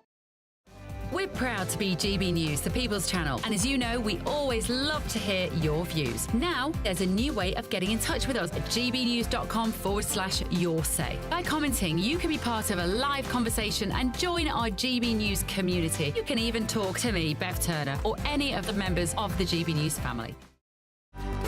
Good afternoon, Britain. Your lunchtime update on the stories that matter across the UK. From breaking news and insightful analysis, inspiring stories and lively debates. You're comparing yourself to a former Prime Minister. Which is it? Stay informed, stay updated, stay entertained. I just don't know how anyone would not want to be there. Every weekday from midday. We are Good Afternoon Britain, only on GB News. Britain's news channel. Welcome to State of the Nation, daily plunge into the stories shaping our country. I'm Jacob Rees-Mogg, and Monday to Thursday we bring you the insights, the facts, the truth about how our country is being governed. Because what happens in Downing Street matters down your street. Tune in to State of the Nation every Monday to Thursday, 8 to 9 o'clock. Only on GB News, the People's Channel, Britain's news channel. Paul's got the sport here, and Man City have got 115 breaches of the Premier League financial regulations to answer. I will go through every one with the subsections. Starting now, we should be done by 2 o'clock this afternoon. 115 alleged breaches of Premier League rules. This has been rumbling on, hasn't it, for a couple of years. And it was the Seagull, the German magazine that got the tapes and got the files and released what had been going on. And so now there's a hearing in front of an independent commission. Been talk about this for a long time. Are they going to get done for it? Aren't they? Well, finally, it's going to happen next month. Scheduled to last for 10 weeks. The verdict, possibly at the start of 2025. I'm not counting my chickens on that. But rule breaches like not providing accurate financial information for this, that and the other. But ultimately, it could mean that they'd get relegated. But they'd keep the trophies that they've won already. Who knows? Who knows what they're going to do? Why, have you got a vested interest in a couple of those trophies? Could be. Could be interesting. But anyway, it's going to happen. And there's charges that just 115. They'll go through every one. City are denying any wrongdoing. Of course they are. They say they have refutable evidence that will clear them. It's all from the Football Leaks document. But anyway, 64 favourites to win the Premier League. Man City, of course, gets underway at the weekend. But they're also now 8-1 to be relegated. Should any of these sanctions, should they actually get found guilty? Well, we can only hope. Yes, we can. No, what's going on transfer-wise? Right, I'll go through a few of these because we've got some other fun stuff as well. Newcastle making a £60 million bid for Mark Gahey. He was defender, Crystal Palace defender. Crystal Palace wants 70 million, whereas Newcastle are saying 60. Newcastle are the richest club really in the world, but they can't spend that money because of all the rules. They could, if they wanted to, just go, hey, have $1 billion, see if we care, but they're not allowed to. So anyway, Mark Gahey could be going to Newcastle, but that looks like the deal that's on. Chelsea trying to sign João Felix, who was on loan there from Atletico Madrid. Conor Gallagher still not done. Manchester United, Nusa Masraoui and Matthijs de Ligt both played for Erik ten Hag at Ajax. Both look like they could be coming. Good players. Good players. And what'd you say? You got some fun things. What have you got? Well, firstly, we should mention the Olympians that have come home. So they came back on the Eurostar. And Tom Daley has announced that he is going to retire again. How old is Tom? Do we know? 30. 30 years old, yeah. Gosh, child. Yeah, you'd think he'd have another games in him. Well, he's already been... It was 14, wasn't he, with the first one he started, yeah. Then he's won bronze, and he's won a gold at the last Olympics. This one he won a silver. So he says that's it. I mean, he was getting all emotional about it as well. But then again, he got emotional last time that he said he wasn't going to go to the Olympics. So he lives in Los Angeles. So, you know what? I'm sorry, Tom, but I think there's probably a chance he I think there is. And if he lives in Los Angeles and the next games are in Los Angeles, I mean, he only needs to nip next door. I know. An Olympic fever kicks in. Anyway, talking of diving, have a look at this. From Slovenia, I have something for you for Slovenia. Diving off a bridge in Slovenia. This is a big competition in Canal in Slovenia. And 17-metre high bridge. Look at this fella. Straight off there. That's going to hurt. That's going to hurt. So it's is he a professional? Well, I wouldn't think so. This fella looks like a professional. That's a bit more impressive. Yeah, that was a good. I was at Mostar in Bosnia-Herzegovina just a couple of weeks ago, and the famous Mostar Bridge that was knocked down during the Bosnian War. They do that for cash, you know, and you get these people, they walk along and they say, like you'd get buskers, and you put a couple of quid in a hat, and then they dive off the bridge. It's just as high they as live that. to spend it. Well, this is what I was thinking. I'm thinking, can you imagine if he has an accident and I've given him €5? Right, finally, do you want to do some birthdays? Yes, yes. OK, got some sporting birthdays, haven't done it for a while. First one, who is this and how old is this person today, please? That is well, you Alan know who Shearer. that is. Alan Shearer. There we are, playing in Euro 96 as well. How old is Alan Shearer? I'd say he's... Ooh, we haven't played for a while. 47. 47? Oh, OK. You know what? I'm not even going to accept that. I was going to say... No, go again. Go again. I'll say 56. 56 for Ellie. She's more in the ballpark than you were, so go again. You're being very kind and generous. Well, when you don't have any hair, it's hard to age someone. But you remember when he played. You said 56? I said 56, yeah. 58. 50, you've gone for 54 is the answer. Ah. 54. OK. I win that one then, I was closest. OK, so you're in the lead, Ellie. This is for you, though, Eamonn. Two famous Northern Irishmen, obviously a little further down the field from you. Look at that, two of them. And Fergal Sharkey. Fergal Sharkey there on the left. That's when he was in the under. Good heart. There he is. How old are they then, Eamonn? Now figurehead for British Waterways. Well, I would say Fergal is a similar age to me. Oh, by the way, they are exactly the same age. They were born on the same day. Same day. I'll say Fergal is 64. I'm going to go older. I'm going to say 68. 66. Oh. 66. Both of them 66. If only David Beckham was the same distance apart. There we go. Actually hit a 66 at any of his golf rounds, then he'd probably be a more famous golfer than he is today. Oh, wow. OK. Thanks, Paul. Thanks for everything this morning. We're going to go through the papers next with Claire and Alex right after this. Join me, Camilla Tominey, for a frank and honest discussion with those in power that cuts through the spin and gets to the heart of the issues shaping our nation. You haven't confirmed that you want to stand as leader, but you haven't ruled it out either. This report basically says that he's not fit to stand trial. Is he indecisive? Incompetent? I deliver the dose of reality Westminster needs. That's the Camilla Tominey Show at 9:30 every Sunday on GB News, the People's Channel, Britain's news channel. Martin Daubney, weekdays from 3 p.m. Sarah, welcome to the show. Obviously, you work for a tobacco company, so a little caveat there to slip in. Nevertheless, it's no surprise that the illegal market is growing so much. When you look at the cost of cigarettes in Britain, huge amounts of duty, and oftentimes, of course, criminality always finds its way into the system. Tell us more about your report.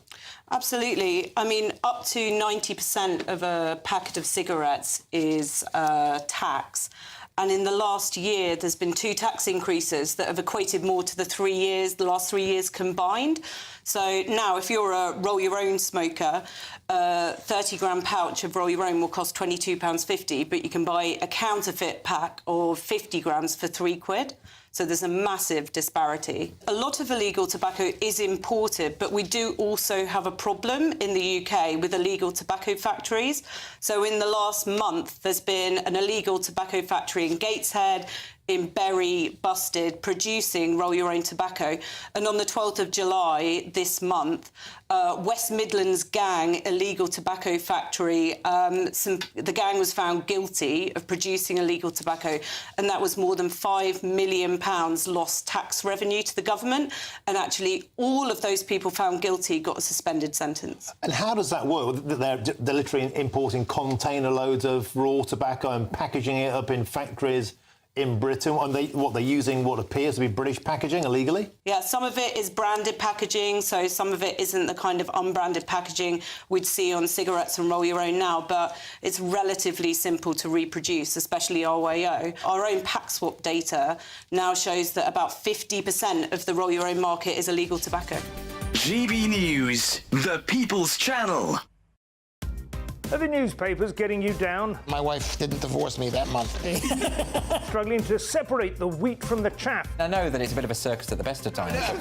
Well, don't worry. Headliners has got you covered. We'll take the burden of reading the day's news, and if we get depressed, who cares? It's an occupational hazard, frankly. That's Headliners on GB News from 11 p.m. till midnight, and the following morning, 5 till 6 a.m. on GB News, the comedy channel. Nah, just kidding. Britain's news channel.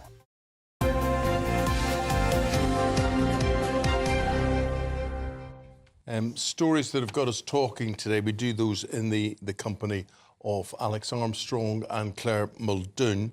And Alex, we've just been talking about weather warnings and getting them, and I mentioned the situation in Greece. There's a lot of forest fires there. Yes. Fires surrounding Athens, particularly. And you've got an interesting statistic. Yes, so, I mean, look, at the end of the day, we just to focus on the Athens bit for a second, one of the things that really strikes me is how much of this is arson.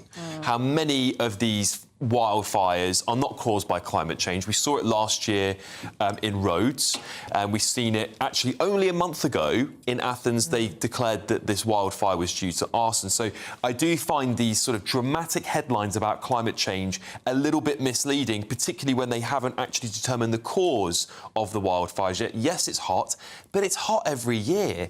Now, this big story on the front page of The Guardian here saying silent killer heat waves in Europe claim 50,000 lives, and they're attributing this to something I've never heard of before. Stop me if you've heard it, which is hot weather inflamed by carbon pollution, which is they are attributing to these 50,000 deaths.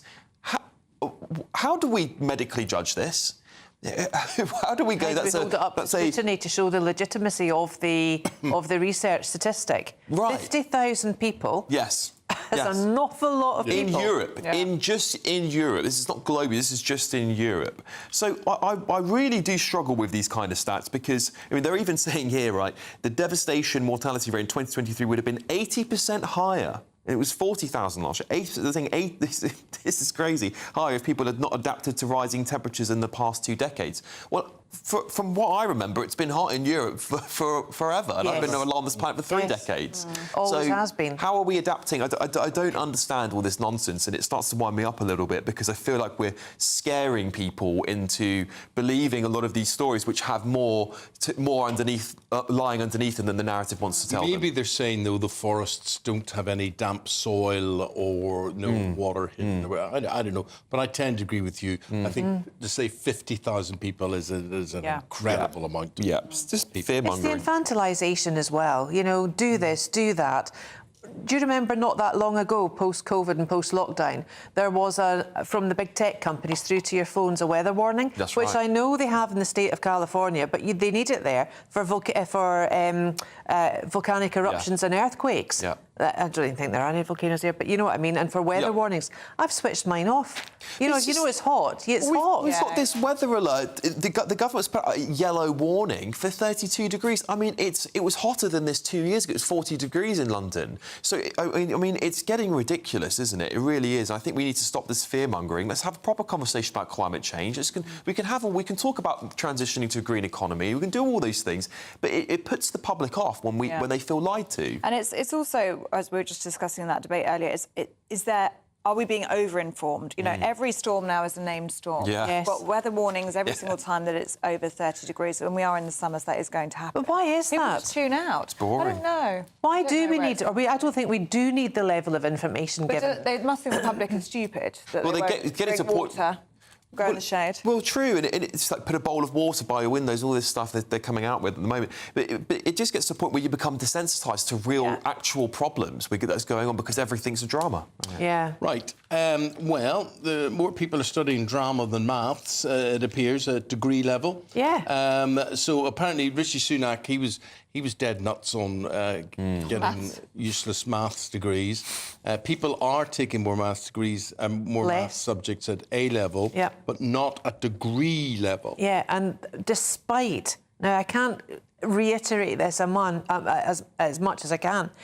Despite the STEM research that's gone in to getting girls especially into studying sciences and maths, it's not worked. OK? You can take a horse to water, but you can't make it drink it. Right. You can't, I mean, they've invested so much money to try and get girls into STEM and maths, and it didn't work. And now what's happened? They've actually precluded maths as a subject, and they've demasculated men, because now the boys aren't going in to study it at degree level. Now, you might say, well, what use has a maths degree got in today's day in life?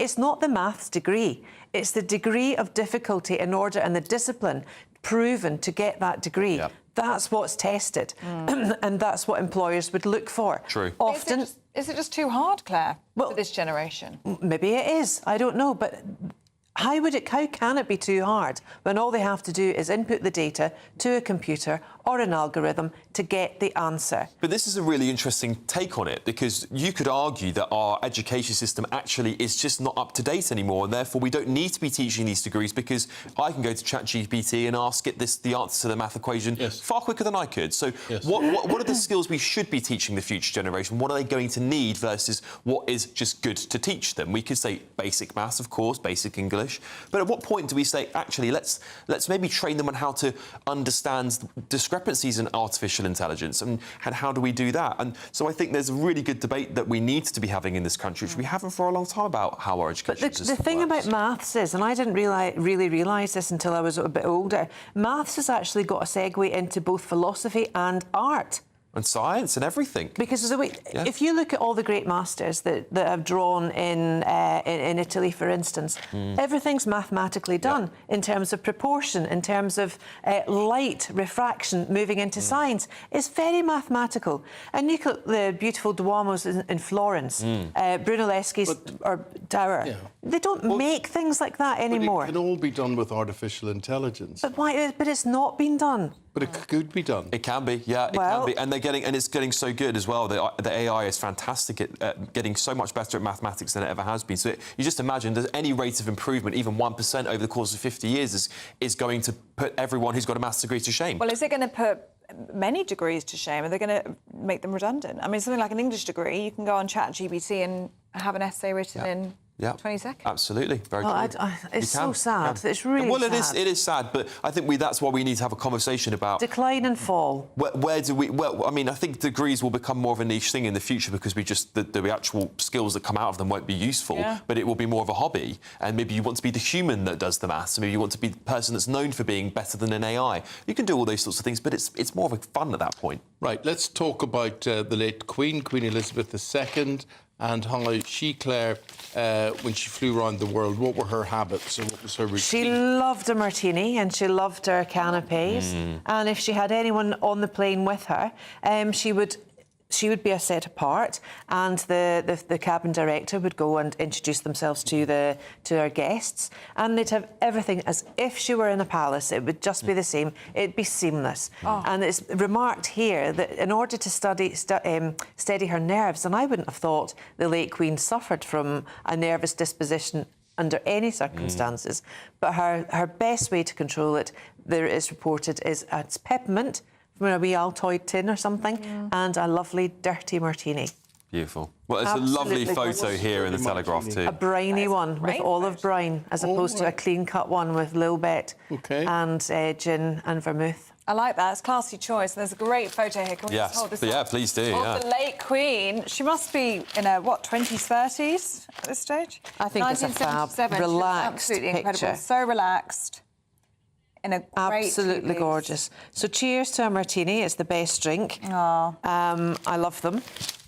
And there's lots of good things as well. She's dearly missed, isn't she? Yeah. Dearly missed. Why is it important to us that Mars has water? I can't believe this is not more of a groundbreaking story. If we put this headline out 10 years ago, people would be losing their minds over it. We've been speculating for decades whether there is water on Mars, and we have now pretty much confirmed it. So NASA have sent this very clever piece of kit to Mars, and it has studied, using some sort of seismic wave, the deeper layers miles underground into Mars, and it's found bodies, it's saying, oceans of water. Now, this is fundamental to the building blocks of life. Where there is water, there's possibly life. So not only is it a groundbreaking discovery that there may be oceans of water on Mars, because there may harbour some form of life. We're not talking about intelligent life, we're talking about microbiotic life.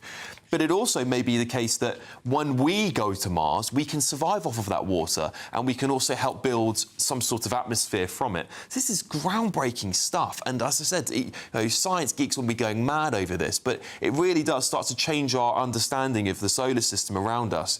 And I think, as people like Elon Musk say, and despite what all the politics he's talking about, one of the most important missions we can do for humanity is extend ourselves to another planet to avoid, at some point in time there will be an asteroid or something that lands on this planet again, and to make sure the light of humanity exists, we do need a second home. So scientists estimate the water would cover the entire surface of the red planet in a depth of around a mile. Incredible. Yeah. Incredible. There we are. Is there life on Mars? We'll find out As soon. Barry asked. There's no water around Athens, so not much. Mars. Mars is the solution to climate change. There you go. Do you know that Harrods have opened all their Christmas shops and decorations? Yeah, yeah. You're joking. No, honestly, yeah. You can go there today and you get all the Christmas decorations. You're joking. No. 29 quid a ball. You're joking. That's got to be a joke. It's not. No. We just need to enjoy the summer, enjoy this nice weather. It's 30 degrees. That's how they know. But there's a market in it. The market for cranks. Some people Guys, are mad for it, appreciate aren't they? Alex, thank you. Claire, thank you very You're much. welcome. See you again next week. Yes. Thank you very much indeed. As we were saying, it was 35 degrees yesterday. It's still looking to be a scorcher today, but not quite as hot, you might be relieved to hear. Alex Burkle has all the details now with today's weather. A brighter outlook with Box Solar, sponsors of weather on GB News. Morning. Here's your latest Met Office weather update for GB News. It's not going to be as hot as yesterday, but nonetheless some hot sunny weather across eastern parts today. However, elsewhere things are going to be a bit fresher as we have a band of rain pushing in, and that's going to be bringing some wet weather too. Most of that rain has now cleared away from Northern Ireland, with just a few showery outbreaks following in behind, but across Scotland, Northern England, Wales and the southwest it is going to turn cloudy and wet as we go into the afternoon. Ahead of the front towards central eastern parts of England, it's staying sunny, and with that pretty hot, with temperatures getting into the high 20s, so not as high as it was yesterday. As we head towards this evening, that front will have started to clear away across parts of Scotland, but nonetheless some showery outbreaks of rain following in behind, and there will be some strong winds, particularly out towards the west, some coastal gales perhaps for the Hebrides, along with that showery rain. For Northern Ireland, it's a mostly fine end to the day, some sunny spells, 1 or 2 showers perhaps. A cloudier story across much of Northern England as that front continues to make its way southeastwards.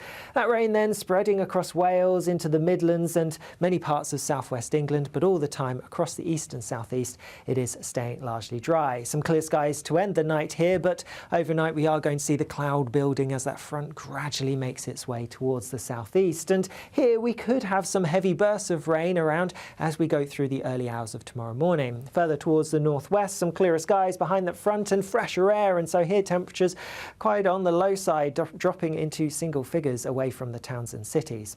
Through tomorrow morning, yes, some further heavy rain likely across parts of central, eastern, southeastern England for a time. The rain is going to break up a bit as we go into the afternoon though, but with the bright sunny spells we could see some heavy, maybe even thundery showers developing later. Elsewhere, plenty of dry, bright, sunny weather around, and temperatures around average for the time of year, so mid-20s at best. Bye-bye. That warm feeling inside from Boxed Boilers, sponsors of weather on GB News.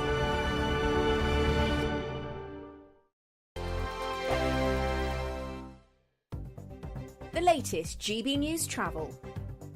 Good morning, I'm Russell Holding. In Derbyshire on the A50, there's a lane closed westbound after an accident at junction 2 for the A6 near Derby. It's taking around 20 minutes in queues from the Sawley junction. On the M6 in the West Midlands, there are southbound queues from junction 8 for the M5 past 7 near Birmingham after an accident earlier. On the M48 in Monmouthshire, there's a lane closed eastbound just after junction 2 at Chepstow after an accident with delays on the A466 Wye Valley Link Road through Bulwark. Train services in London are suspended between Victoria and both Shortlands and Lewisham because of a signalling problem at Nunhead. On the M26 in Kent, it's taking 20 minutes in westbound queues approaching the M25 because of roadworks. Delays on the clockwise M25 towards there too. And there are delays of up to 40 minutes with some cancelled trains eastbound from Castlekerry to Westbury after a points problem. You can stay up to date throughout the day by visiting our website, gbnews.com. You really could become the next giveaway winner with your chance to win £30,000 in tax-free cash to spend on anything you like. Listen to what some of our previous winners have to say about winning big with us. Hi, my name's Victoria. I won the Spring Great British giveaway. So the day we got the money in our bank account, everything just felt just a lot nicer. We went out for dinner, just enter. And you never expect to win, but I did. Get your entry in now. For another chance to win £30,000 in tax-free cash, text cash to 63232. Text costs £2 plus one standard network rate message. You can enter online at gbnews.com/win. Entries cost £2. Or post your name and number to GB07 PO Box 8690 Derby DE1 9TT. UK only. Entrants must be 18 or over. Lines close at 5 p.m. on the 30th of August. Please check the closing time if listening or watching on demand. Good luck.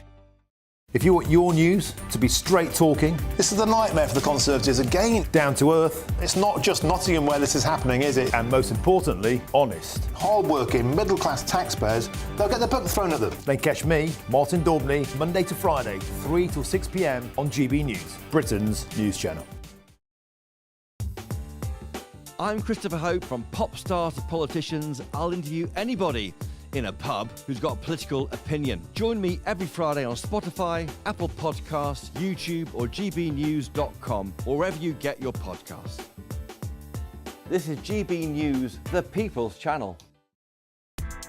Join me, Nana Akweer, for an informative, interactive news programme with a difference. It's fun. It's true. You're not wrong. No one will be cancelled. Lovely. Join me from 3 p.m. every weekend, only on GB News, Britain's news channel.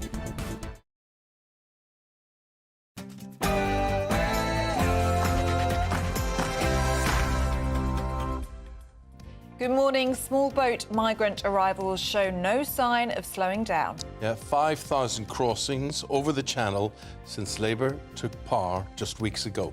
As Sir Keir Starmer is accused of doing nothing to curb the crisis.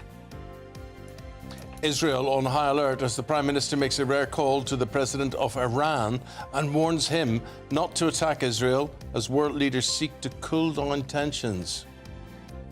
Trump targets Biden. The former president is interviewed by Elon Musk and alleges that Joe Biden was ousted in a coup from the Democrats. And say what you want. This was a coup. This was a coup of a president of the United States. He didn't want to leave, and they said we can do it the nice way or we can do it the hard way. And more drama for the Sussexes as Prince Harry and Meghan. Chief of Staff Josh Kettler quits after just 3 months in the role. We'll be talking about that shortly. Seagulls sully summer. More of us than ever are being attacked by the birds, and some local councils are now taking matters into their own hands. If you found the hot weather a bit uncomfortable, I do have some good news, but with that, there will be some rain to come. I'll have more details coming up shortly. The time coming up to 2 minutes past 9 o'clock. A very good morning to you, whatever you're doing. I'm Eamonn Holmes. And I'm Ellie Costello, and this is GB News Breakfast.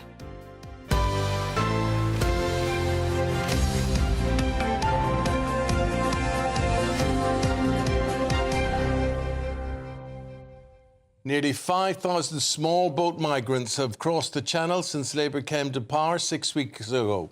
Yep, GB News can exclusively reveal these figures. It says Border Force experts warn that Sir Keir Starmer's promise to smash the gangs is a near-on impossible task. Our Home and Security editor Mark White with this report. At a compound on the outskirts of Dover, a sobering illustration of the scale of the task facing the new Labour government in their efforts to end the Channel migrant crisis. Row after row of small boats, hundreds of them, many now deflated and rolled up. As we filmed, contractors dropped off more dinghies, the latest to have made the illegal crossing into UK waters. This is for Rishi Sunak! Sir Keir Starmer's focus is on going after the people smugglers, who've now sent thousands more migrants across the Channel since Labour came to power. But the former head of Border Force says tackling international criminal gangs will be extremely difficult without full cooperation from many other governments. It is a very, very big ask, I think, to expect the UK to be able to smash the gangs, if you like, without some form of international collaboration where powers can be used by other countries on their jurisdictions to bring people to justice and to prevent people and goods crossing borders, etc., rather than the UK being able to do this on their own. Tony Smith says there is no indication so far that the appetite of the smugglers and their customers has been in any way diminished since Labour came to power.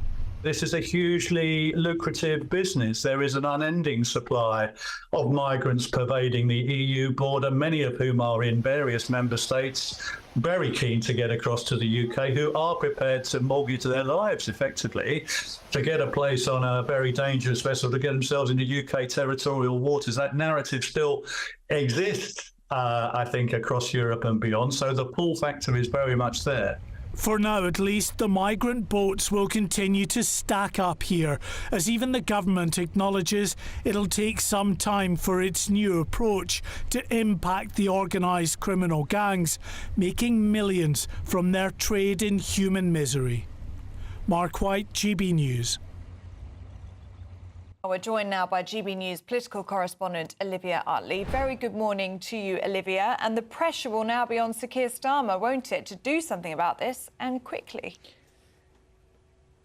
Well, there's absolutely huge pressure on Keir Starmer. This has been a problem that has been building for quite a long time now. Over the election campaign, it felt as though the Labour Party would really rather talk about anything but illegal immigration. And you can see why Rishi Sunak had a really, really difficult time trying to address this problem. His solution was the Rwanda scheme, an idea where you process migrants, process their claims in a third country. Thereby, the idea is dissuading them from coming here in the first place for fear of being deported. That idea, although it might sound good in theory, never actually worked in practice. There were just too many court cases, too much opposition, too many international laws getting in the way of that Rwanda plan. And Keir Starmer said that he was going to abandon it immediately, and so he has since becoming Prime Minister. But what has he put in its place? Well, at the moment, it's not really very clear. He talks about wanting to break up the gangs, but that's easier said than done. These gangs are amorphous, they're nimble, they're small, they pop up and pop down again all over that coastline. It's not sort of one big gang where you can take out the gang leader and that's the end of it. And of course the Conservative government tried to break up those gangs and didn't have too much success. Another idea that Labour have talked up is having more civil servants in the Home Office, getting migrants' claims processed faster. That might help a little bit, but it wouldn't get to the crux of the problem, which is, of course, that thousands and thousands of people want to come to Great Britain and will continue to want to do so. There needs to be, lots of people are saying, some sort of disincentive. But at the moment, Keir Starmer doesn't seem to have that in place. Olivia, thank you very much indeed. On the royal front, bad news for the Sussexes as Prince Harry and Meghan Markle's Chief of Staff, a man called Josh Kettler, has reportedly quit after just 3 months in the role. Well, apparently, Kettler has left the couple high and dry as they prepare to begin their public tour of Colombia later this week. So this is an important role, and our Royal News correspondent Cameron Walker's here to talk about this.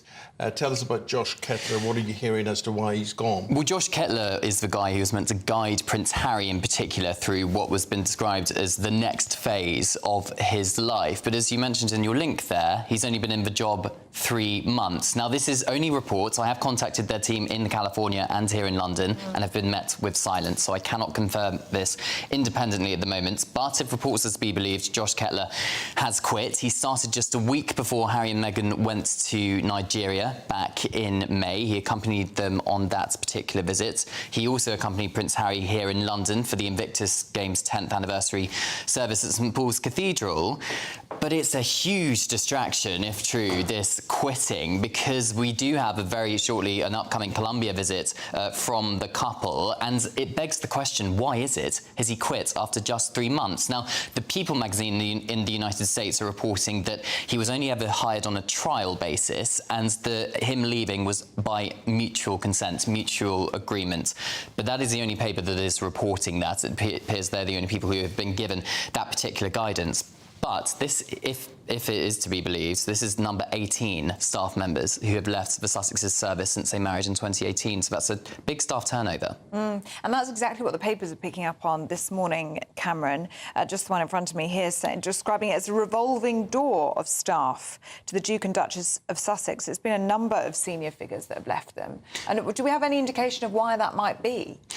Well, I mean, it's hard to say what conversations happen behind closed doors. It could simply be that by virtue of the fact that they are working for the Duke and Duchess of Sussex, they are far more employable elsewhere and can get better offers, who can pay them more money, because clearly having that on your CV gives you a lot of kudos.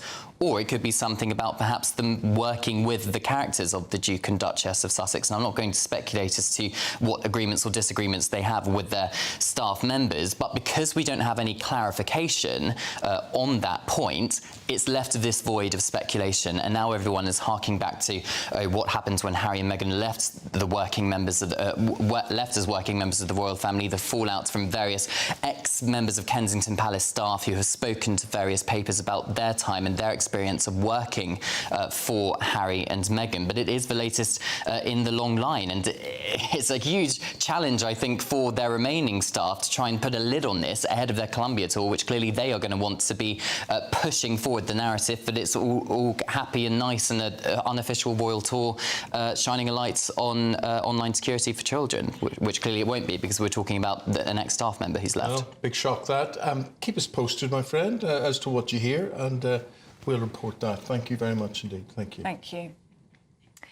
Now, it's the final 3 weeks of our £30,000 Great British Giveaway. So there is some time left, but we're not saying that today, are we? We're saying get on with it if you'd like £30,000. Get on with it. Pull your finger out. Yes, have a think. What would you like to do with all that extra cash? And you've got to be in it to win it. So here's how.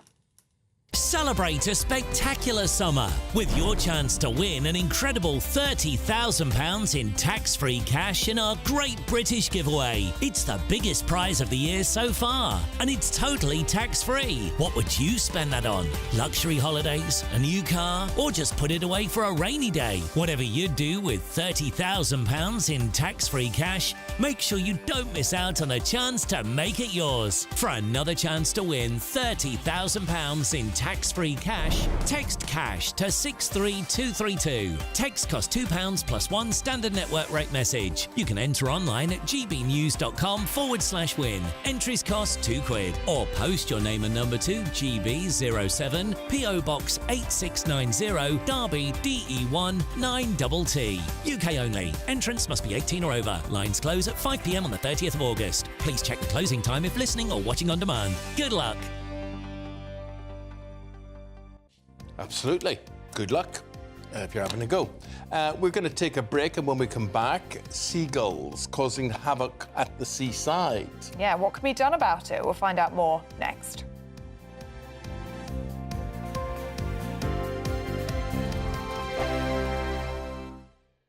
This is GB News, Britain's news channel. We got an incredible story this week of a young teenager who has raised more than £5,000 for charity. 13-year-old, just 13 years old, Cameron Hutchison cycled the West Highland Way with his dad, Colin, in just 25 hours, raising money for international food charity Mary's Meals. And the 96-mile route took Cameron and Colin to the foot of Ben Nevis. Wow. Now, the organisation provides daily school meals to more than 2.4 million children in countries such as Syria, Haiti and Malawi. We are delighted to be joined now by cyclist and fundraiser Cameron Hutchison. Cameron, it's so lovely to have you here. How are you today? I'm very good, thank you. How are you? Yeah, very well. Well, we're very impressed to have you. We are honoured to have you. First of all, do you like cycling? Yeah, it's one of my favourite sports. So, yeah, I just wanted to do that. What kind of bike did you do that enormous distance in? Did you have a special bike? Was it adapted? Well, it was my cross-country bike that I just normally use for cross-country races. So, yeah. Wow. You can actually see it on the screen there with the blue handlebars. That's the bike I was using. We can, and quite a route you went on as well. So, Cameron, you're 13 years old. When did you start cycling? I've sort of been cycling my whole life. So I got a little red balance bike when I was maybe 3 or 2, maybe. And then I kind of just got bigger bikes as I went on. GB News, the People's Channel. Join me, Neil Oliver, every Sunday night at 6 p.m. on GB News. And if an hour is not nearly enough for you, go to gbnews.com for special extended episodes online every Friday at 9 p.m, where we can truly get into the nitty-gritty of what's going on. GB News, Britain's news channel. Every Saturday, 10 till 12, we'll bring you all of the news that you need to know. We'll also remind you that there is so much to smile about. It's my favourite time of the week. I get to relax, enjoy some light-hearted stories, and let Ellie teach me about fashion too. That's Saturday Morning Live, every Saturday, 10 till 12. Only on GB News, Britain's news channel. We're proud to be GB News, the People's Channel. And as you know, we always love to hear your views. Now, there's a new way of getting in touch with us at gbnews.com/yoursay. By commenting, you can be part of a live conversation and join our GB News community. You can even talk to me, Bev Turner, or any of the members of the GB News family.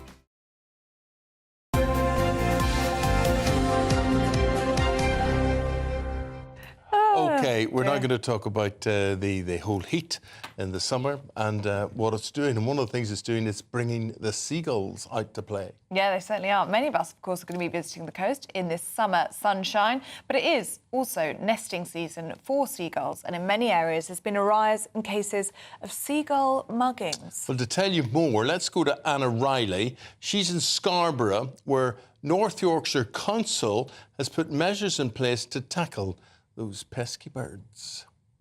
Seagulls are a staple of the seaside. And their squawking is the soundtrack of the British coast. Summertime is their nesting season, which comes with an increase in noise, excrement and muggings from the birds.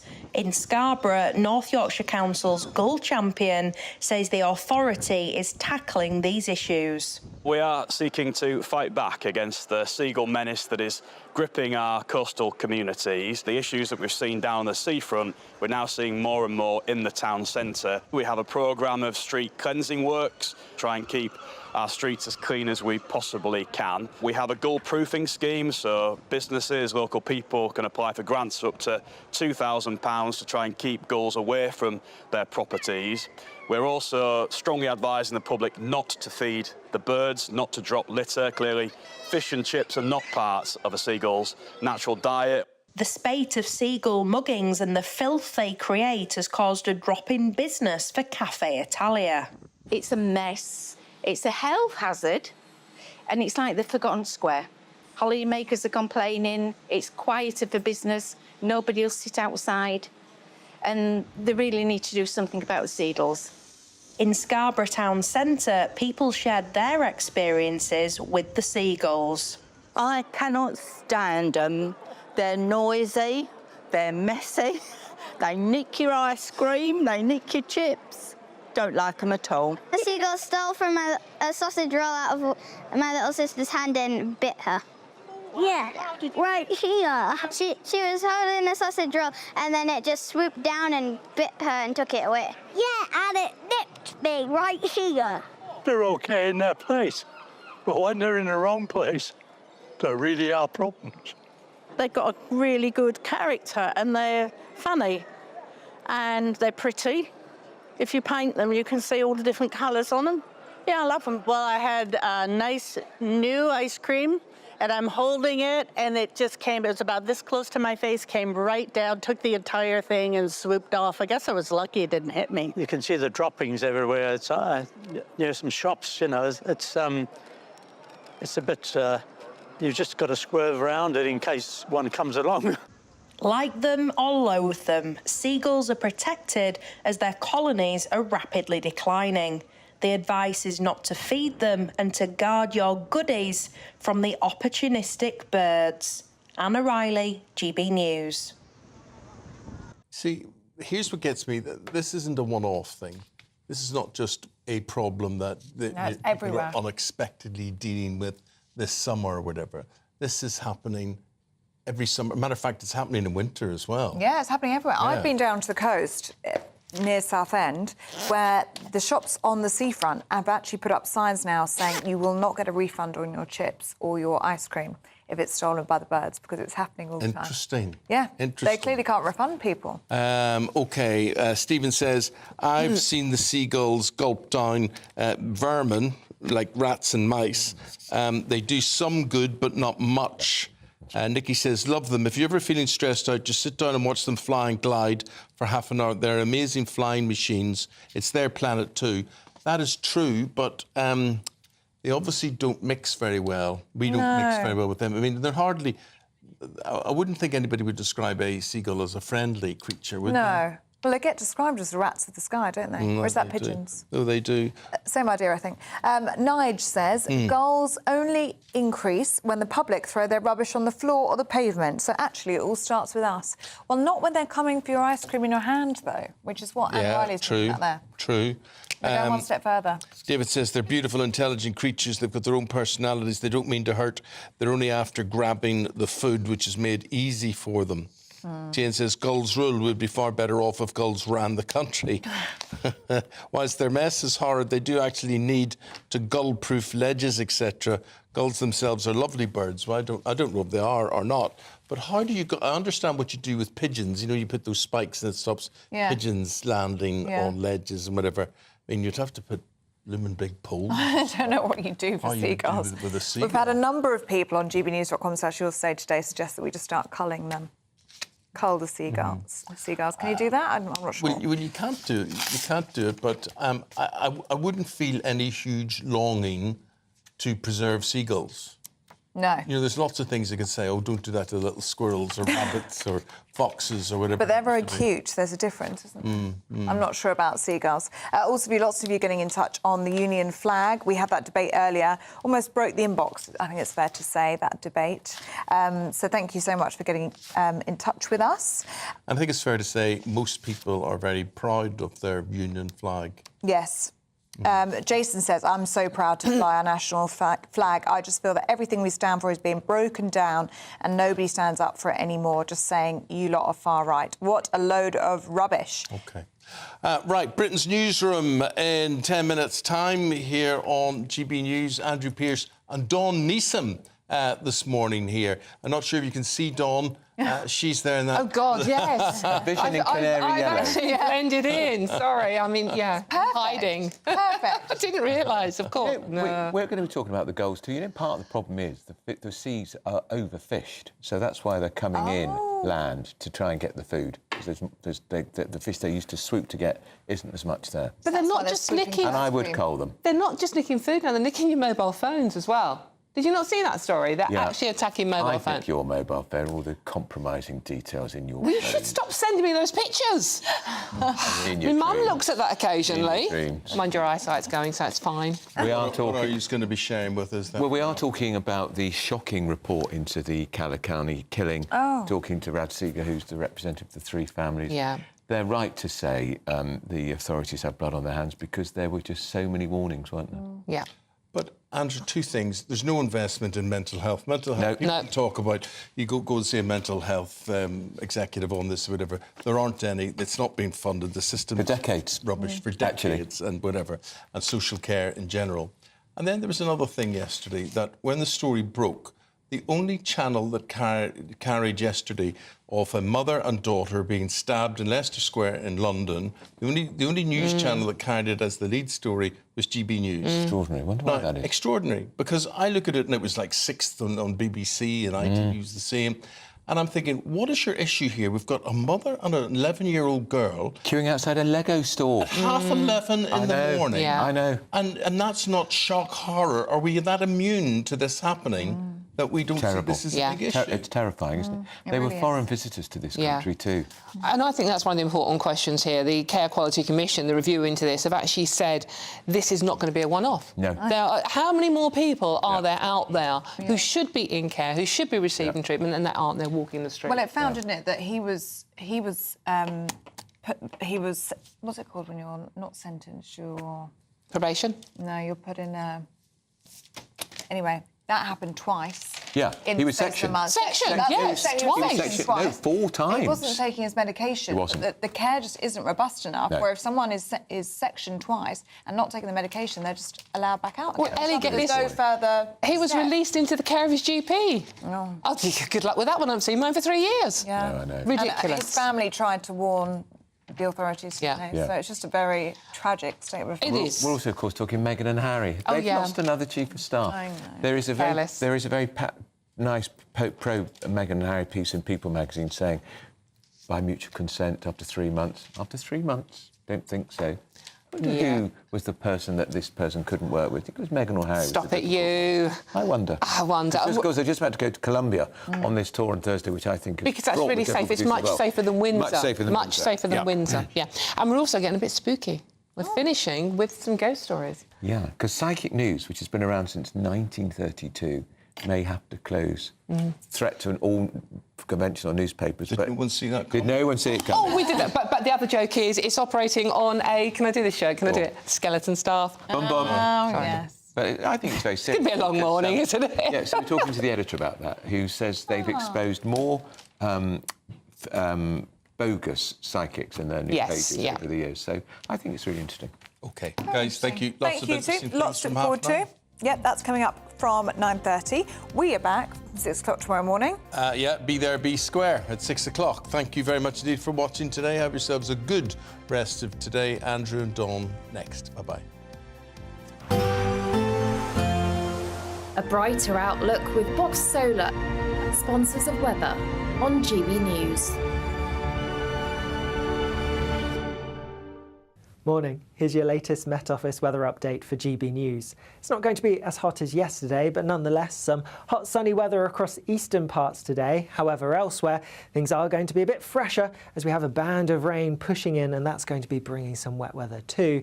Most of that rain has now cleared away from Northern Ireland with just a few showery outbreaks following in behind, but across Scotland, Northern England, Wales and the southwest it is going to turn cloudy and wet as we go into the afternoon. Ahead of the front towards central eastern parts of England, it's staying sunny and with that pretty hot, with temperatures getting into the high 20s, so not as high as it was yesterday. As we head towards this evening, that front will have started to clear away across parts of Scotland, but nonetheless some showery outbreaks of rain following in behind, and there will be some strong winds, particularly out towards the west, some coastal gales perhaps for the Hebrides along with that showery rain. For Northern Ireland, it's a mostly fine end to the day, some sunny spells, 1 or 2 showers perhaps, a cloudier story across much of Northern England England as that front continues to make its way southeastwards. That rain then spreading across Wales into the Midlands and many parts of southwest England, but all the time across the east and southeast it is staying largely dry. Some clear skies to end the night here, but overnight we are going to see the cloud building as that front gradually makes its way towards the southeast. And here we could have some heavy bursts of rain around as we go through the early hours of tomorrow morning. Further towards the northwest, some clearer skies behind that front and fresher air, and so here temperatures quite on the low side, dropping into single figures away from the towns and cities. Through tomorrow morning, yes, some further heavy rain likely across parts of central, east and southeastern England for a time. The rain is going to break up a bit as we go into the afternoon though, but with the bright sunny spells we could see some heavy, maybe even thundery showers developing later. Elsewhere, plenty of dry, bright, sunny weather around and temperatures around average for the time of year, so mid-20s at best. Bye-bye. That warm feeling inside from Boxed Boilers, sponsors of weather on GB News.